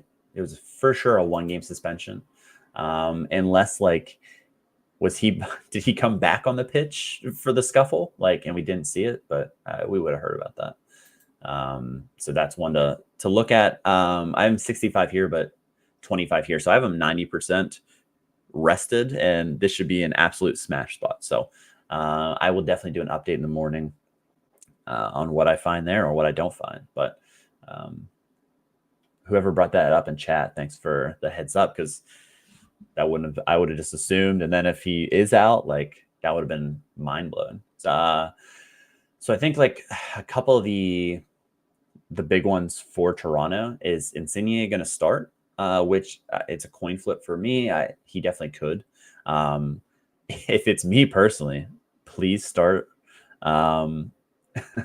which, is big. So Etienne Jr., I just can't stand watching him, to be honest. I'm sorry if you're an Etienne Jr. fan. RotoWire has him in for what it's worth. I do the RotoWire lineups, so that would be me. I didn't see an injury designation on there as well, so they usually do a pretty good data scrape for injury news. So I actually do those lineups. So that's probably why as well. Which reminds me, I need to update a couple of those before I go to bed tonight for sure. So Petretta at left center back makes sense with Spicer playing that left mid. I really like what I've seen from him so far. He's been good. But again, like I said, I would love to see Insigne and Bernardeschi play. Longstaff can play up here. Osorio was injured, and that kind of came out of absolutely nowhere. But like if he's in, he could play up here also, but I don't think he'll be fit to start based on what I've seen. But at the same time, it's tough to get Toronto information because it's behind a paywall. One of the beat writers has information, but I think it's in a Patreon, and I'm not going to pay for Toronto news. I don't have any Toronto players, but if you're interested in that kind of thing, I can't remember what his name is, but he's like the big beat writer for them. Kerr starting again. Man, Kerr he's shown flashes, but then he just kind of, I don't know. He's hot and cold for sure. Montreal, speaking of just crazy injury lists, let's just run through some of these injuries. Poku, questionable. He was eyeing the last game to get back, but he's a little bit behind schedule. Kokoro, Josef Martinez, Lapalainen, Nathan Saliba, Grayson Doty, Raheem Edwards is questionable. He could be back this match. Mason Toy was subbed after he was a sub, played 6 minutes, and then he had to be subbed off again. Sosa, it looked like a muscle issue. Jabang, questionable with an adductor. And Vilsant, questionable with a personal issue. It's not an injury, something with his family. So they said like respect his wishes. So I don't think he'll be in based on that. Bryce Duke rotated last match. He should be in the lineup. That's one that I'm pretty sure about. Choinier requested a trade, but he should be in the lineup. Lassiter, pretty safe. Waterman, Campbell was rotated. He should be pretty safe. So kind of looking back, I like to okay, what went wrong? Like Campbell rotating, I was surprised at the time, but then it's like, okay, they have a huge rivalry match after. Maybe they were kind of looking ahead and they're resting people. A lot of these teams that had those matchups rested people. New York Red Bulls rested like 4 guys. So it kind of makes sense that you see these rotations, and I just wasn't thinking ahead for some of these. But at the same time, would I really think Campbell would be the one that rotates just because he's been really solid? And I don't know. And like Piet didn't play. Like Wanyama started. That had to be the first time he started in 2 years. I can't remember the last time that Wanyama started. So that was kind of surprising. Yankov is back. He started last match, which I'm kind of interested to see how he plays because he's played like a couple matches, then he gets hurt. Plays a couple matches, gets hurt. So interesting to see. And then up top, they don't have any options. It's going to be soon to see Ibrahim again and Toy. If that injury wasn't super serious, maybe he could be involved, but I just don't see him starting. So Bernadeschi, if he can start, I think he's going to have an absolute smash. I think he could be 100 hunting. They 100 on the bench. Okay. Interesting. Yeah. So maybe it's just at the same time right now, if you looked, I did look last week. If you look like now compared to like tomorrow, maybe an hour before lock, it is a lot better. Like some of these might change. But just kind of from my research, and again, I can be wrong. Like I don't know any inside information. I'm just doing research. So like I don't have any links to the league. I wish I did. So like whenever I get them wrong, it's just because I use the research that I have. So 100% of the bench. I just feel like there's a crowd mentality over there, but if they're using that expert system, that shouldn't really matter, that crowd kind of thing. Because like a lot of times you do see some pretty bad ones, but at the same time, I'm probably part of the problem because I don't go over and if I'm like if I feel Ibrahim should start, I should go over there and I should click him to start. But to be honest, I just don't have the time to go through that. But that's where we're at. But Battle of Canada, Toronto, good spot. Chicago Fire. Where to start here? They stink. I'm sorry. Coming from a Philadelphia fan who we've been awful. First time losing 3 in a row at home, but we're not as bad as Chicago. Kellen Costa surprisingly played. He's actually fine, but maybe he's injured, and we will get to Columbus. I'm just going to quick hit on Chicago. They need a rebuild. Yeah. Shaqiri just needs to go, to be honest. I like Brian Gutierrez, but he's kind of, I don't know. He hasn't had that same kind of thing where he's done it last year. Yeah. Bears getting a new stadium. Fire need to relocate and add 4 DPs. Yeah. Yeah, Hugo, worst DP. I was wrong on that one. I thought he would bring that like goal scoring that they needed. I was wrong. But yeah, Herbert's rotated for the first time all season, so I would expect him in. But Haile Selassie coming back from injury, he's targeting this match. I would think off the bench. I don't think starting. Other than that, Argoni's hurt, questionable with a knock. Tehran had that goal line clearance where he slid into the post. That was pretty solid. Other than that, we'll skip over the rest unless you have any Chicago questions. This is the question.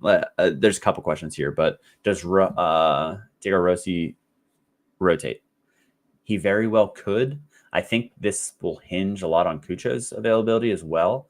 Right now I have Cucho at 70%. So him and Messi, I will be flip-flopping a little bit. Cucho right now, as of right now, Brianna McKay, I believe, is the beat writer that has had the scoop on this, and I've been following her for all her insights. They said that both him and Russell Rowe, based on training tonight, which was earlier, if they trained well, they would be available for the weekend. If not, they would not be. So Russell Rowe did train. Last thing that was reported, Cucho was not there. So if he's not there, I'm going to have to dock him, and I think Ramirez is going to be the starter there. So I'll bump Ramirez up. But then that brings back to Diego Rossi. It would make sense based on what Columbus has done as far as doing rotations. Right now, 70% shows that there is risk. Should that be a 60 maybe? Maybe. And as far as kind of like, it's kind of a domino effect for me. So at that right mid or right wing back, Matan has played there a little bit. So he could move obviously up, as you can see there. Farsi coming back from injury, I think it might be a little bit too early for a start. But let's say that Arfston's in great form. Let's say they start him, which would make sense. That moves Matan up. So then you can maybe have Matan and Hinestroza, and then maybe bring Rossi off, play him 30 or 45 minutes. That makes a lot of sense to me. So kind of looking back at this now that like Cucho might be out of the situation, they'll kind of put Ramirez up there. I don't know. That's and the final point. It's also Chicago. It's a road match, and hey, a draw is a draw. Even if you draw, you know what you're playing for. They're playing for June 1st. I believe it's June 1st. Well, whenever the final is, I think it's in 2 weeks, June 1st. That's what they're playing for. So, I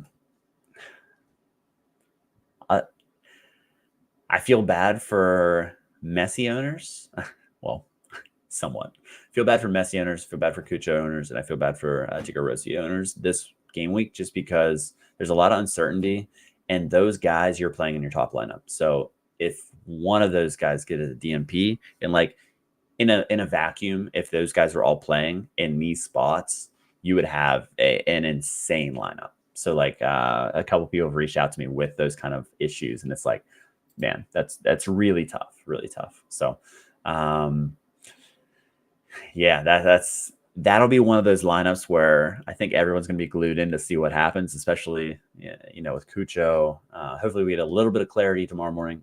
Brianna McKay, I'm almost positive that's the person. I give her a follow and keep up on that situation. We love our beat writers to give us these information, these scoops. I talked about Spring Kansas City, but let's talk about Austin. They have been very consistent with what they've played, and they've been good. Brad Stuver's been unbelievable, but they've been good with it. So you might see one or two.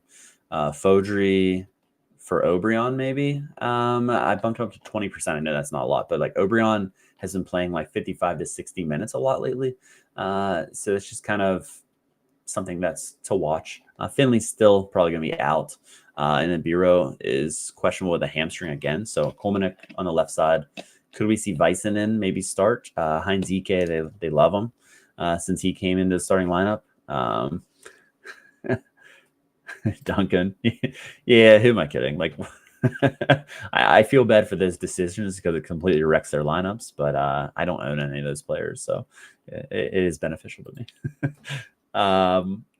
But then you got Ring, and maybe we see Valencia coming in, but Josh Wolf's son, Owen, I just never know whenever he's going to start it. Like last year, he started all the time, and he's talented. He's played with the US 20 under, I think at the World Cup. I think he was part of the World Cup under 20 for the US. He is a talented kid, but like it's that nepotism from his dad being the coach that a lot of the times you never know. But Rigoni has played better. He hasn't played great, but he's played better at times. And Rubio is always playing like 60 minutes. Zardes played pretty well off the bench last match. So there's that. I have Rubio at 70%, Zardes at 40. So maybe we see some rotation here. But it all comes down to when will he stop being prime Neuer? Hopefully never. I don't even own him, but he is just awesome to watch. Like Stuve, baby. It's just put the team completely on his back. Already talked about this game.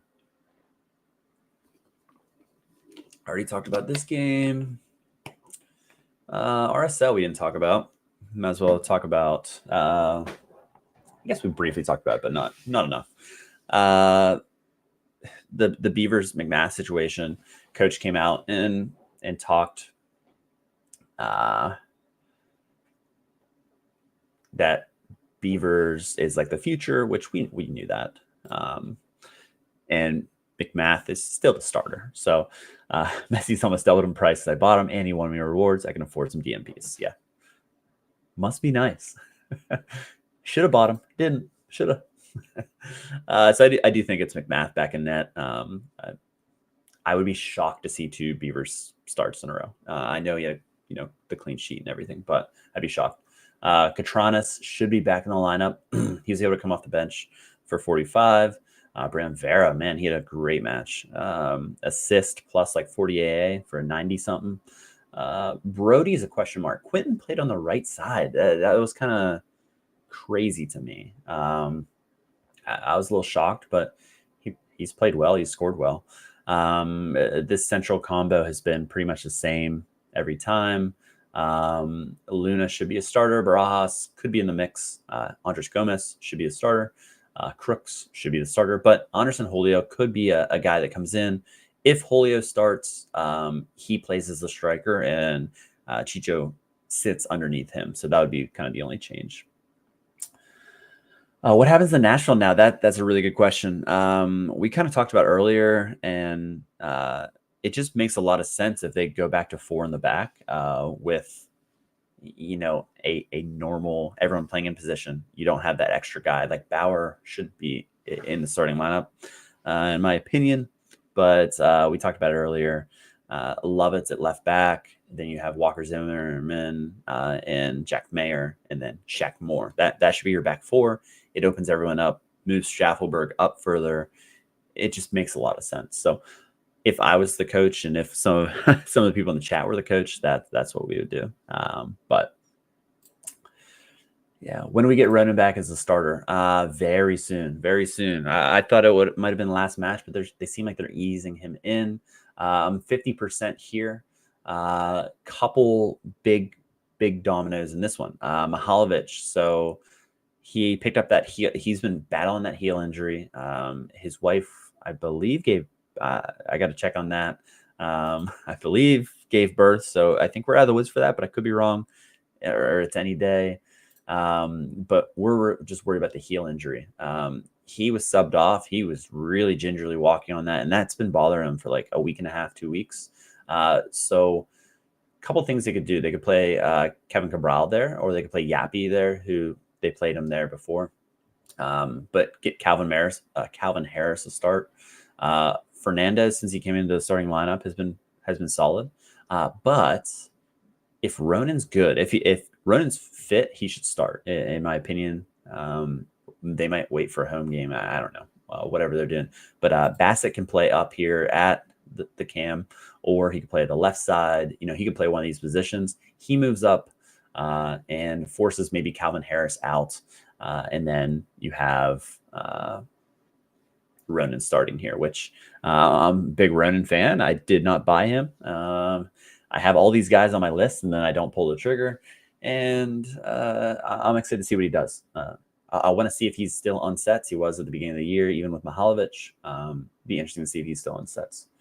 Trippin' B, what's happening? Let's go, baby. Yeah, I'm trying to think any other questions there. Not really. I love Bombito. If you watch him, he's just so fast. Fun to watch. San Jose, we talked about. Orlando, we talked about. Seattle, we talked about. Vancouver, we talked about. And that's all the teams. Let's go. So as you guys are hitting questions, keep them coming. If you have any comments, if you want to rag on my Philadelphia Union, whatever you guys feel. I'm going to go through my process now. If you guys want to keep hanging around, talk about what I'm thinking of going into it. As far as this game week, I got $50 coming in here, most likely getting promoted. Sam Vines has been scoring well. Yeah, sure has. That's good to see, from him being with the national team. Yes, it's Hershey. When Hernan Lopez cards. And he's so good. Like, that's one of the better starts that we've seen in a really long time. Just like instantly changing the team. But my Philly boys, that Gazdag goal at the end of the match, the Elliott goal at the end of the match would have been really nice. Right now I'm sitting in 9th. I was first for a while until some of the later games kicked off. $50 in D2. And it's kind of a kick in the teeth that it's only that much, but we take it for sure. Nice. Got a box coming in. Nothing better than that. Just one box, but it is nice to kind of reflect because I did these lineups. I built them with you guys, some of you guys in the chat last time. So it's interesting to see how they turned out and what I did. So this was, it's the third lineup I built, but let's take a look at the first one. Sanfrecce, what are we doing, boys? They let me down. Harriel let me down. Harriel and Mitsuda, just 3-1. I did not see that coming. That was terrible. Then I went to All-Star as my number 2 team, and Savio was not good. Chris Brady, it's just kind of what I had left. Trippin' B, yeah, he took us out there. Sho Sasaki, bad. Kai pulled his weight, and Carranza scored, but he could have had 4 goals. So that goal was nasty versus Portland. Yes, that was. Then he hit the bar on that one curler from outside the box as well. He's just nasty. So that's where I'm sitting at. Hopefully you guys are having a good game week. Anyone have any, I guess, late sweats? I don't even know what's going on. Great card, more luck next time. Yeah, I've been lucky as well. So you have your luck, you don't have your luck. But let's take a look at the comps just to kind of get Brady oof. If you saw the goalkeepers I had, it's bad when he was the maybe second best option. I think I had a few other poor options here. Really want to participate in the J League special. I don't have the money to spend on Soros. I went with a really cheap budget, 501, 500 first place. Yeah. I just don't have the cards to play that. I love the special weekly ideas. It does hurt for sure. Sorry to hear that, Diego. But I'm just not going to go out of the way. If I have the cards, I'm for sure going to play it. But J League, I have some classic, but that's it. Yeah, I don't know. We'll see where my matchups are. Crazy thing about this weekend, I literally have not even, other than MLS, I haven't looked at any of my matchups or anything. So we're going to look at them together because why not? All right. So, less than 1 point. Oh, I didn't know top 500 got it. I was like 501st. Oh, no. Less than 1 away. Sorry to hear that. Eber decisive for the threshold. Let's go. One time. Eber. I have 3 J League teams, got $5. Hiroshima, so disappointing. Yeah, that's all my eggs were in the Hiroshima basket. Did not go well, that's for sure. So, yeah, let's get after it. So my players in this tab, and let's see, definitely not limited because we're good on limited. Let's see the rare, and let's see what we have going on here. So, Sanfrecce play again this weekend, so it's a quick turnaround.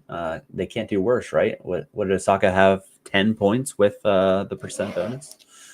We got Hadel playing 55% to start because I don't think Rapid have anything to play for. So I did look at the table. That's not great to see. Schulte, got Calendar, Vandevor, Atobolo, Lamans, Brady, and Semla. Yeah, my goalkeeper situation is just not very good. All my eggs were in the Andre Blake basket whenever he stinks. It doesn't really help us here, right?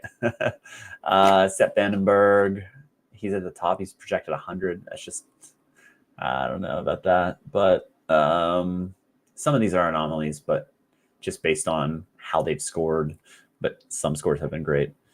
I bet on Casper Junker this midweek was his first start after injury. He got a hat trick. Wow, let's go. Let's go. So yeah, we'll come back to this as I build. So I use a lineup builder. I don't know if that's what everyone else does. It saves a lot of time. One thing that I've done before, it's just to give you like a point. Whenever I've been in a rut, so like whenever I'm doing horrible, I'll go outside the box and like try to change up my process a little bit because it's clearly not working.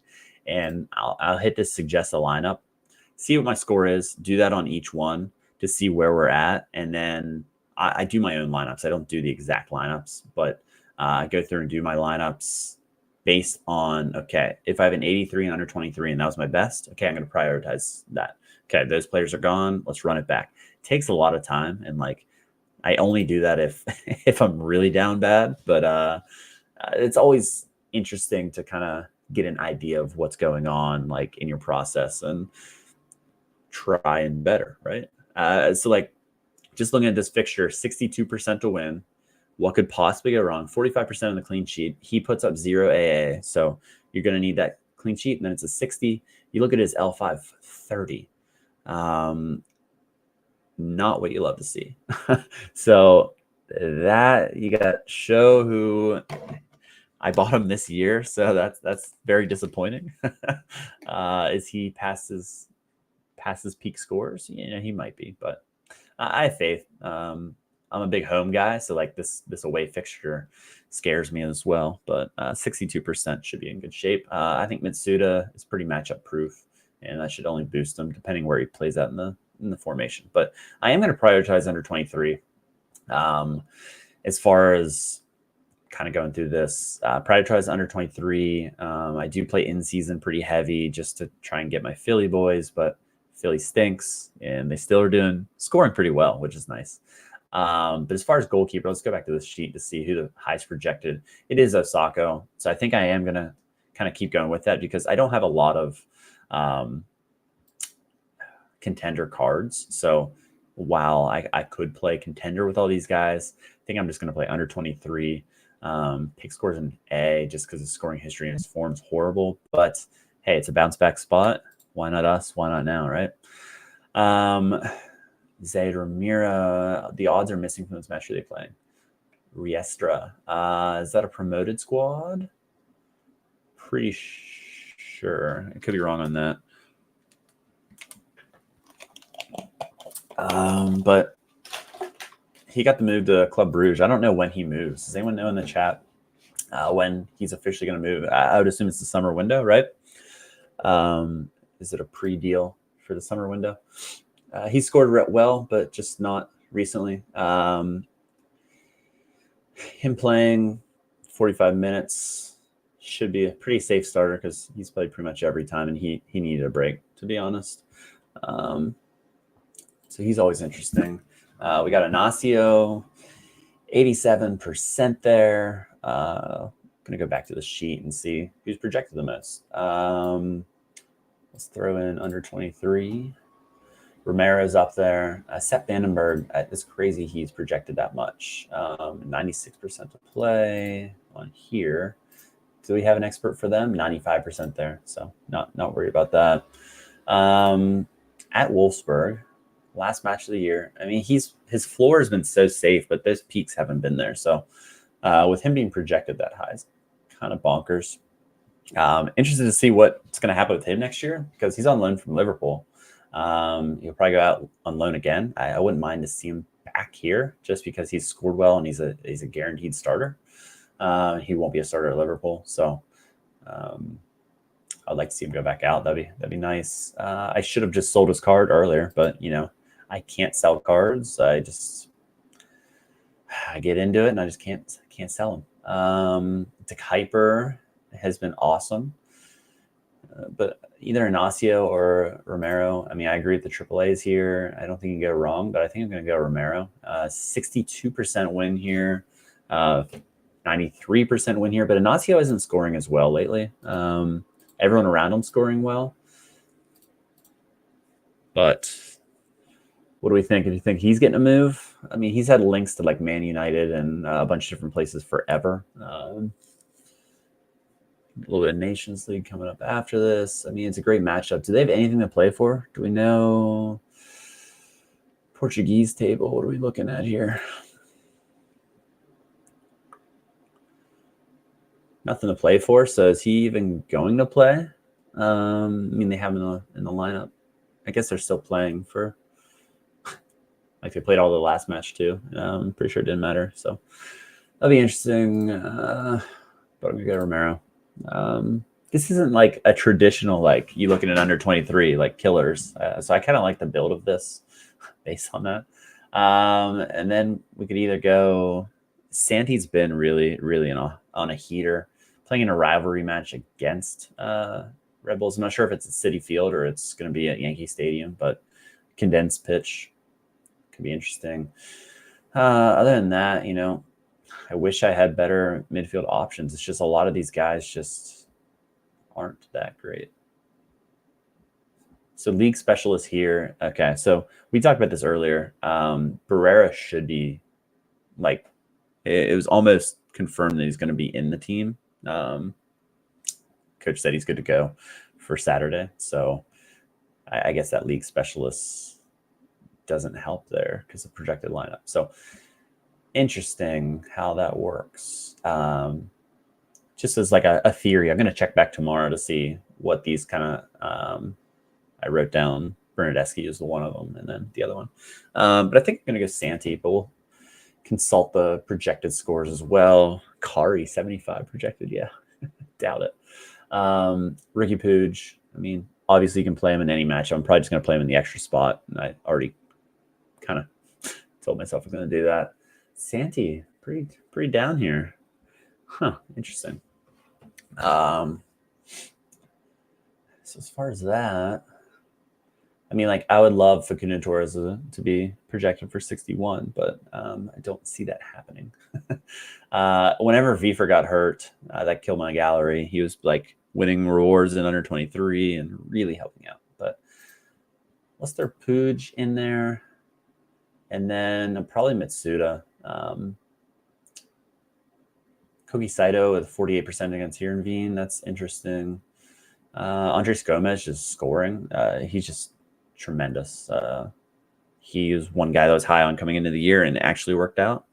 Some of them definitely did not work out, but you love to see it. But I do like Mitsuda. He just, as far as a forward, you love AA, and he gets to the AA you're looking for.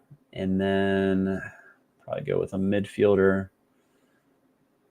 So I don't want to play double defense with Inacio just in case. Like if this is my top lineup, I don't want any DMP. So like Santi Rodriguez kind of makes sense to me. He got a yellow card for dissent and he almost got a second yellow for it. Like he's playing like an idiot. So hopefully he keeps a cooler head. But let's take a look at his graph just because he's been in really good form. Other than the Rapids match, he's really in really good form. Concern, Philadelphia kind of dominated that match largely, other than just a couple, times in the game, and like a set piece that shouldn't have went in. -8 AA in that match. He's had negative a couple times, but yeah, maybe that's something to watch, that he's kind of coming back down to earth. But as far as my other options, like unless I'd play like the Kuiper, but at Anderlecht, I'll probably play him in another lineup, or I'll definitely play him in another lineup. But as far as all these matchups, I think I am just going to go Santi, and then I pretty much always do Ricky Puig, just because it makes sense. He's really good. If Trippin' B's here, I apologize. Against your Charlotte boys. He's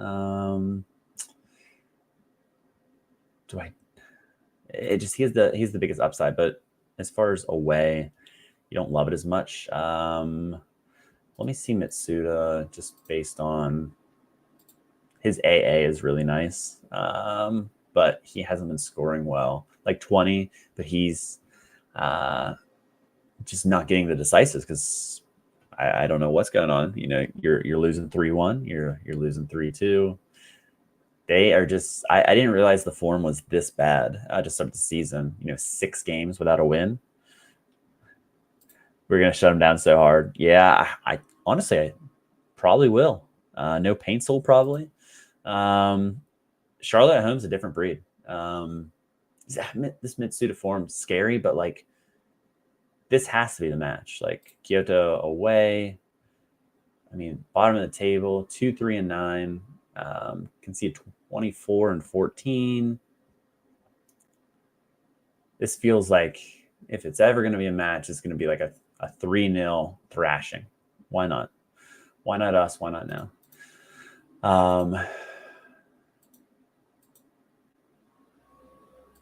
So I'm actually going to go against the grain, get the captain wrong, go with 81.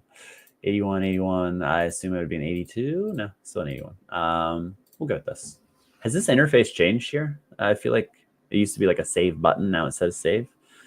That was my first time in a few days using it. So I guess I'm going back to the well. Last game week, you don't get points for last game week. So it doesn't matter. Out of sight, out of mind. And if this is the best lineup that I can put out this week, I don't have very high hopes. All right. So I'm definitely going to go there first. It has no says today. Okay. I was going to say, and I could have sworn it was like a, like a floppy disk save, which is great. Let's go to Chally in season. Just keep trying to grind ETH, because I don't win cards. So I win tier 5s, and I've gotten like an Atuesta out of a box. But other than that, man, I'm just no good here. I feel like Semla looked a lot better. He made some nice saves. But like my goalkeeper situation, Calendar, he kept a clean sheet against Orlando City. That's rare. And it's a great spot against DC. It is. But it's been Teke going to get one, just like across, and he scores? Probably, right? And as far as Genk, pretty big favorites. I'd like the idea. I don't know. Since you have to play those 4, I like using the goalie since I have him, as one of the new season cards. So then I can literally play any card in the extra spot or wherever we're really looking. So probably going to go that route. I think it just makes sense. I know it's, vanilla, but I play Kai, I play Jack McGlynn, and I play Carranza. So most likely. And then, I could play Koki Saito. Some of the other guys in some decent matchups. I mean, I got Kerwin up here up top. I'll definitely play him, just probably not in this lineup. And I can play pretty much anyone. So, like, if I want to throw De Kuiper in there because he's been so good, like, he just has a lot of upside. since getting back in the starting lineup, he's been really solid. I mean, the AA is there. He did have the crazy game there, the 100, but he can score, he can get assists. He's so far up the field. So definitely interested. The tough part about this league is just every match is usually tough once you get to the split, and the cards that I have are just taking a beating. I don't have any of those, they were in the bottom half and they're just cleaning up every match, which has been tough. But yeah, whenever this stretch here, he was just so good. And then back on the bench. Yeah. Double defender, but he's not really a defender. Let's be honest. Other than that, like matchup wise, I guess Kerwin makes sense. Good matchup, but his AA hasn't been great from what I remember, right? Yeah, he had that nice 79 there, 19 AA, but it's just kind of pretty goal dependent at the moment, which probably a good chance he gets a goal or an assist. But in my top lineup, I know Ignacio is just sitting there begging, but they don't have any. It's the last match. They don't have anything to play for. I don't know. I'll do more research, see if he's starting, but probably just going to go to Kuiper. I know he's on the road at Anderlecht against number 1, but it's number 1 versus number 2. A lot to play for. Big match. So I want to do that, or just like throw Gazdag in there. Just full stack. Hope that New England is still the horrendous team that they are. I actually might just do that. Run it back. They did well this week. Like Gazdag, he did have that really nice pass. That should have been a goal. I don't know. Kind of stuck in between. I feel like no matter what I do, it doesn't really matter because I don't think this team's very competitive. As you can see, the 55 for 1, but this feels like a game week where I'm just going into it and not expecting anything, just because my teams kind of stink. But yeah, we'll go with Gazdag, the old season Gazdag, so I can play the other one. And then Killer Kai. Kai could have had 3 or 4 assists last match. Carranza should have scored. Just he had 3 like AA1 chances. It's pretty brutal. Run another challenger in season back. So I could go Lamans this time. I guess that makes sense. Do I have any others? No. Go with that.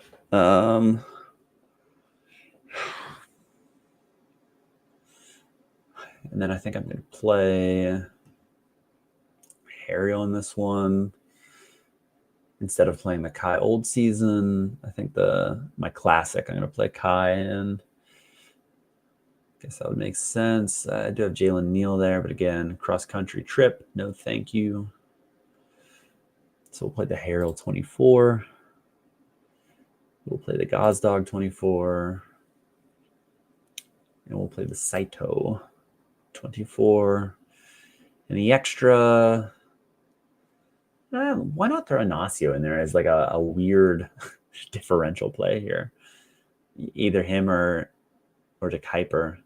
De Kuiper. I was debating on the last one. Because, Lamans is going to give up 3 goals and kill the lineup anyway. Not going to go De Kuiper. Let's go to Kuiper and let's captain. Let's check out Koki Saito, how he's been lately, because he does have upside. He was like a tier 1 whenever I won him. Yeah, like this match here, I thought it was going to be a smasher. I remember against Volendam, should have been. He's been solid. He has shown that he can, and they're in a nice matchup against Heerenveen, but it's not like an astronomically nice one. 48% solid. Evan Nielsen, like Painsel's 100% to play to start. I don't know. It does make sense. I am interested to see what that'll look like tomorrow before lock. To see what's going on there. Ajiman, forgot I can play him. Definitely going to play Ajiman and Vargas in the last one together, and Vargas is the third. Little play together. I know Trippin will love that. Yeah, let's captain the Kuiper. The Kuiper. And do one more in season, might as well. I can't play them together though, because it's not a new season. I don't have another keeper. All right, let's do the Island of Misfit Toys third one, the old relegation in season. Pooch cap always. Yeah, I need to bump that. Yeah. Should be. It should be every time. I don't know. Differential. I 100%. Even a bad game, but yeah, his like floor 60.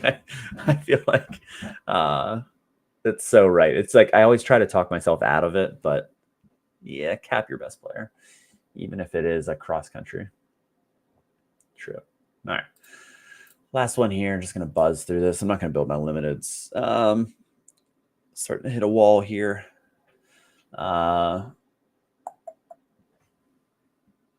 Anyone that's in the chat, what's your best lineup for the week? If anyone wants to share, like, what are you guys running out as your like? Okay, where did you start at? What lineups your go-to if you've built them already? I don't want to waste him as like the best goalie that I have there. I want to play like a Schulte. Road, maybe gets may not have a negative decisive, please. So I'd have to play Glesnes with him, or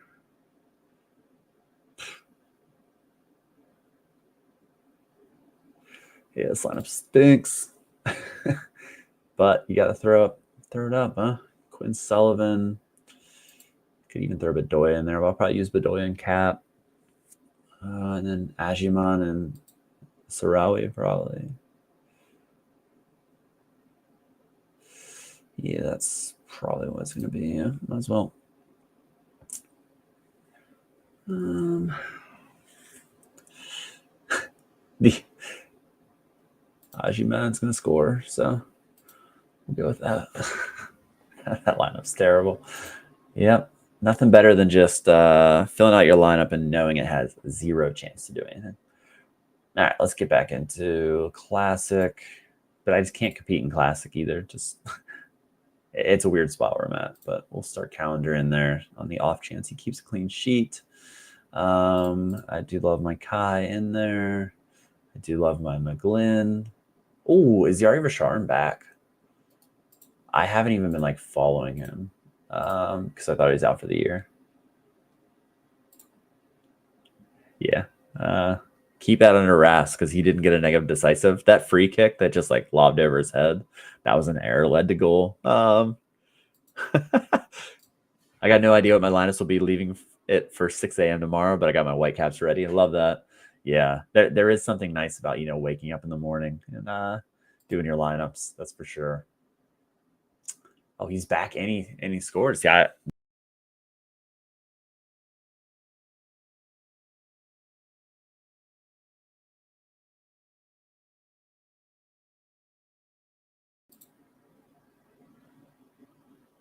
Not sure what happened there. Am I back? Kick me off for a sec. I'm back. Rasharn 60% there. I'm back. All right. Appreciate that, Hershey. I don't know what happened.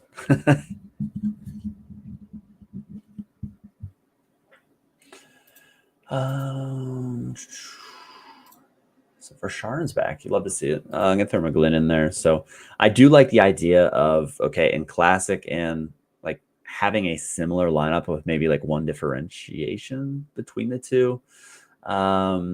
Just because if one hits, they both hit, and you're gonna smash both lineups. But at the same time, you're probably gonna lose both of them. But I don't know. I know Laird had that talk that like having the same like group at each scarcity, and this is kind of like I have in-season group, and then I have because I have the 23 collection and the 24 collection. So I'm running a lot of the same lineups, which can be a good thing, can be a bad thing. But Yeah, these MLS predictions. Now that I'm actually looking at it, like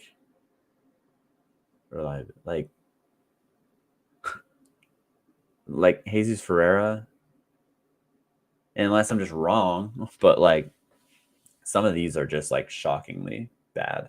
I know the reliability is high, but it's not like this high.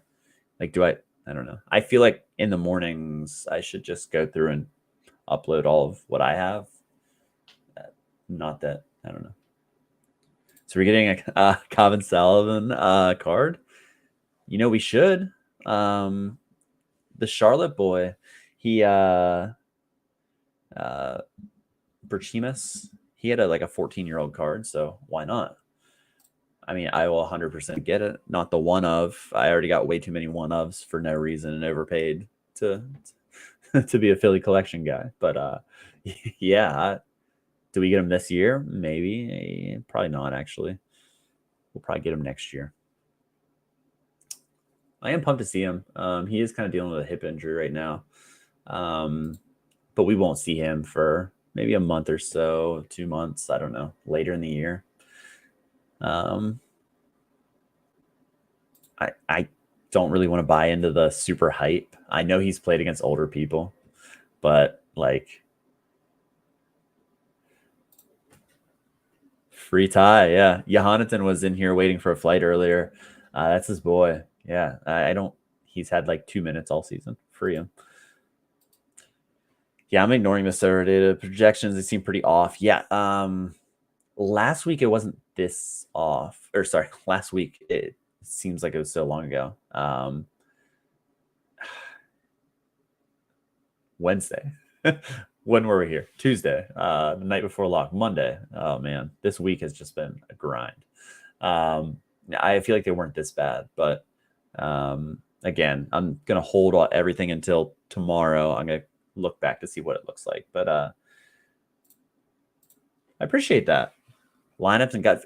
Honestly, like if you do anything, use my lineups as like a starting point and then do your own research. Like the Bernadeschi thing, like if he actually isn't starting, like if he has something going on, like, okay, you see that I had him at this, and then you look on here, that's doing your own research on your lineups. Like my stuff is not the gospel. Like there's people that know more about certain teams than I do by far. Like I appreciate all the praise for sure. But like I'm gonna be wrong.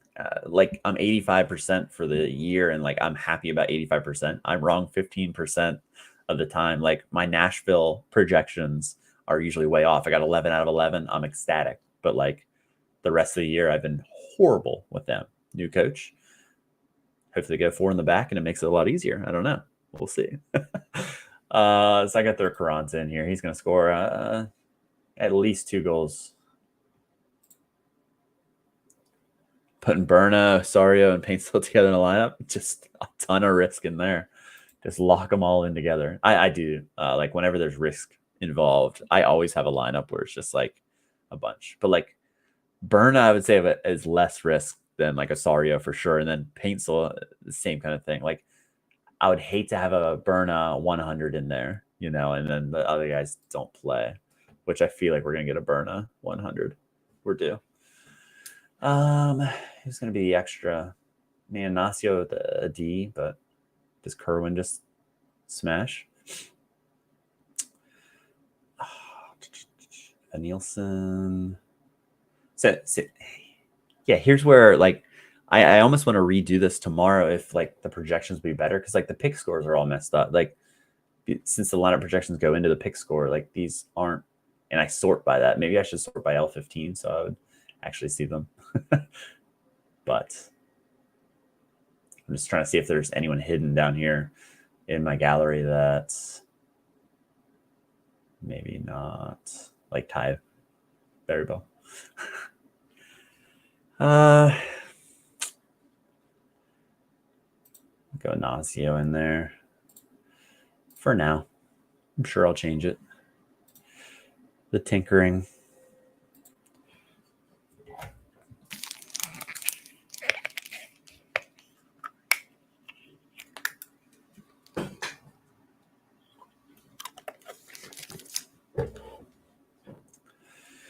All right. Might as well throw Vandevor. What, I'm down to 2 keepers in this. Harriel makes sense, I guess, because I have him in the other lineup. Boy, defense is thin. Very thin. I got a lot of holes in my gallery right now. Just like I don't have top end guys. I have Philly guys who stink right now. Moreno had a really nice match last time out. But again, Anderlecht versus Club Brugge, that's really tough. Sven, like I feel like this should be a better matchup against Utrecht, as long as he's starting.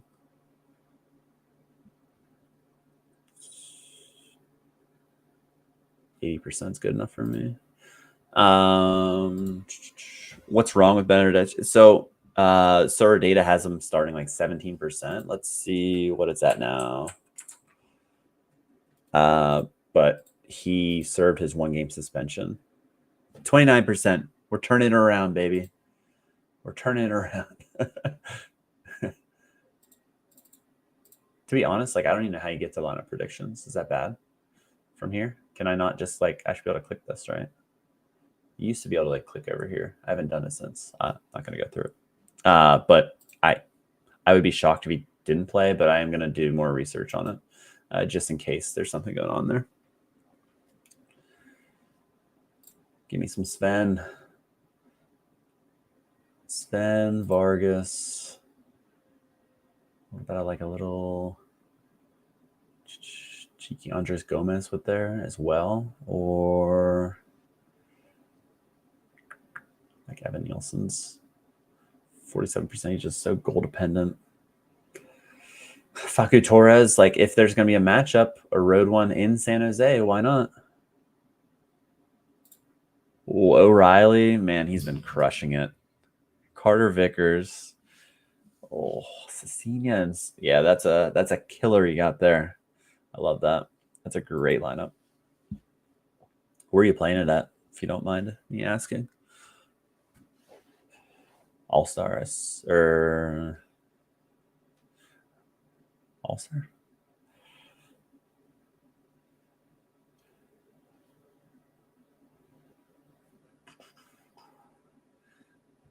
I feel like goal dependent.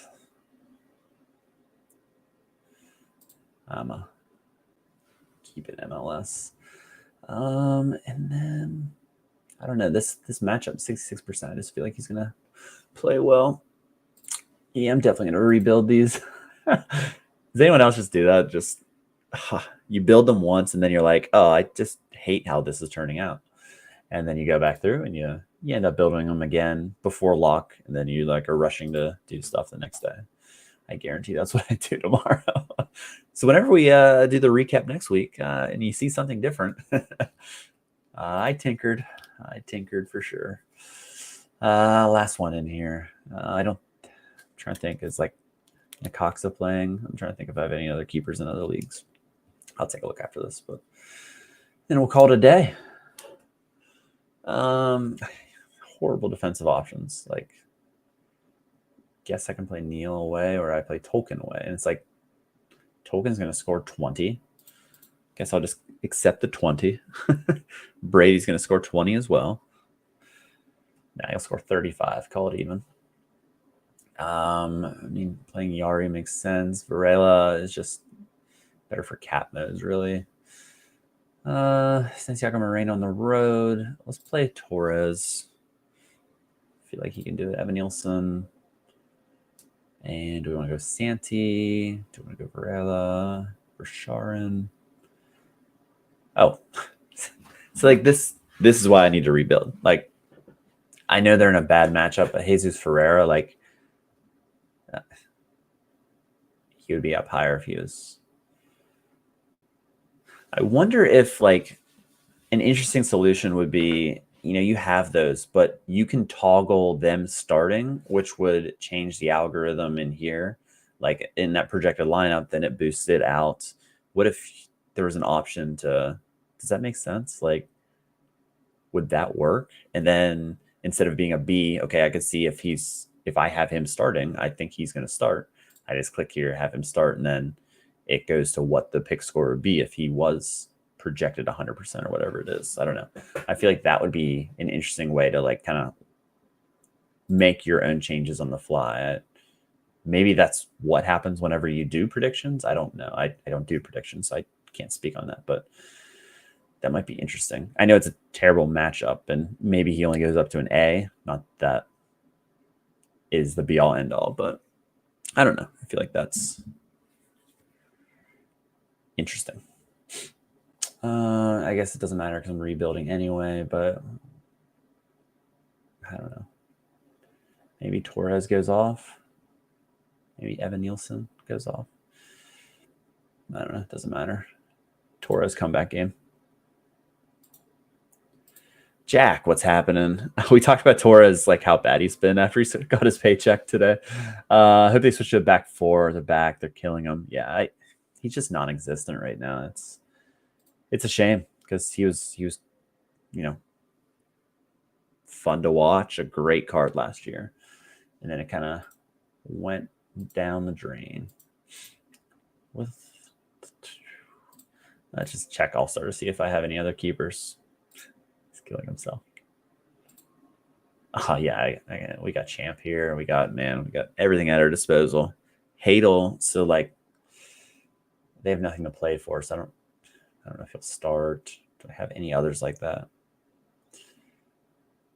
So let's just see what All-Star I can awful for us. Just quick throw in there because it is Friday tomorrow, last day of work. Let's go. It's always exciting. But I don't know how many more days this week I can run on like 4 hours of sleep without heavy caffeine in the morning. I didn't even. So I do have like show still. Ohashi played last match. Didn't play well. I won him. Atalanta, Barat Jimsiti. Probably botching that. But he scores pretty well. That's decent card. I last time I actually won a card reward. That was decent. Koga's usually pretty solid. Vandenberg I didn't play. I almost need to get rid of my Ren collection just because like I don't know when they're going to start. And I don't know enough. I kind of stopped watching them. I was following them heavy and then kind of just lost track. Rosenborg, I don't know how they're doing. I won this Raiton. I need to sell my rewards because I don't follow the players. And then, but it looks like he has a nice fixture in 479. I don't follow the players, and like I looked back at his graph. I'm like, oh wow, yeah, sign me up. But then like I end up never playing him. I don't know. I have that issue for sure. We'll throw a show in here. We'll see where it ends up. Ooh. Against Wakazako was on the bench last match, which was surprising. I'm pretty sure, right? Came off the bench, 32 minutes. It's like the first time he's subbed in like forever. I bought him at the beginning of the season. It's like, man, they lost 5-2. Yeah, that's rough. You're in pretty good form before that. He hasn't been good though. I was expecting some really solid scores like these ones, but he is decisive, dependent to hit those, obviously, as everyone is. But we're gonna go Savio. I feel like we had the same conversation earlier this week. We'll go Savio. I won Solari in under 23 this past week, but in the Argentinian Discord, I think it was Josh said that he stinks. So, but he has had some like quiet rumblings to the MLS. So I held on to him. I have him listed, but I held on to him. Cherky, what he could be, man. Doku, should have sold him whenever he was high. Blew that one. Boy, my gallery decisions are just not good. Just not good at all. He's playing Union SG, so don't love that. Solari probably not going to start. Is there an expert in here that I still have under 23 in there? I could play a Hashi because he just started, but maybe starting back-to-back could be an issue. I don't know. I mean, it doesn't really. You hate to waste a show like one of those 100s that he puts up when you have a forward that is not very good. Like Turkey, if he was starting at Strasbourg, that'd be phenomenal. But he doesn't start.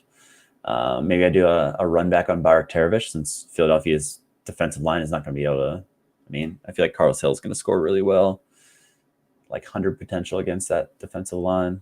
We'll plug him in there. Might as well. And Wakazaka plays Gamasaka on the road, but they're favored. Oh, Ignacio Fernandez. Has he been scoring for Boca Babies? Boca Babies. He's had a nice AA game against Fortaleza. I mean, he's just solid. He's more of a better in play, in real life player. He's like an Alan Varela type, I feel like. I haven't watched him, but I feel like he scores very similarly. I don't know. We'll just throw Wakazaka in there and then just call it Captain Show. So yeah, I'll definitely rework these in the morning because I don't think I'll just cap 240. I think I can throw Hadel in there and I'm hitting a wall, so I'm just gonna subject to the lineup, throw him in there. Assignon against Forest. 52% at it. All right. Any last minute questions? I can obviously answer those, but if not, I'm gonna call it a night. Get some rest. Hopefully everyone has a great game week. Hopefully we don't get any killer DMP news tomorrow, and the game week is over before it starts. Hopefully that's not the case. But appreciate everyone coming in. Thank you guys as always. Twitter, Twitch, YouTube, everybody. We did a lively crowd in here tonight, and hopefully we do it again. Let's see, Monday. Challenger D1 for that lineup, Duncan. Nice. It's Hershey. Have a good night, buddy. It's been great. With that, I'll see you. Enjoy, and we'll catch you, I guess, on Monday.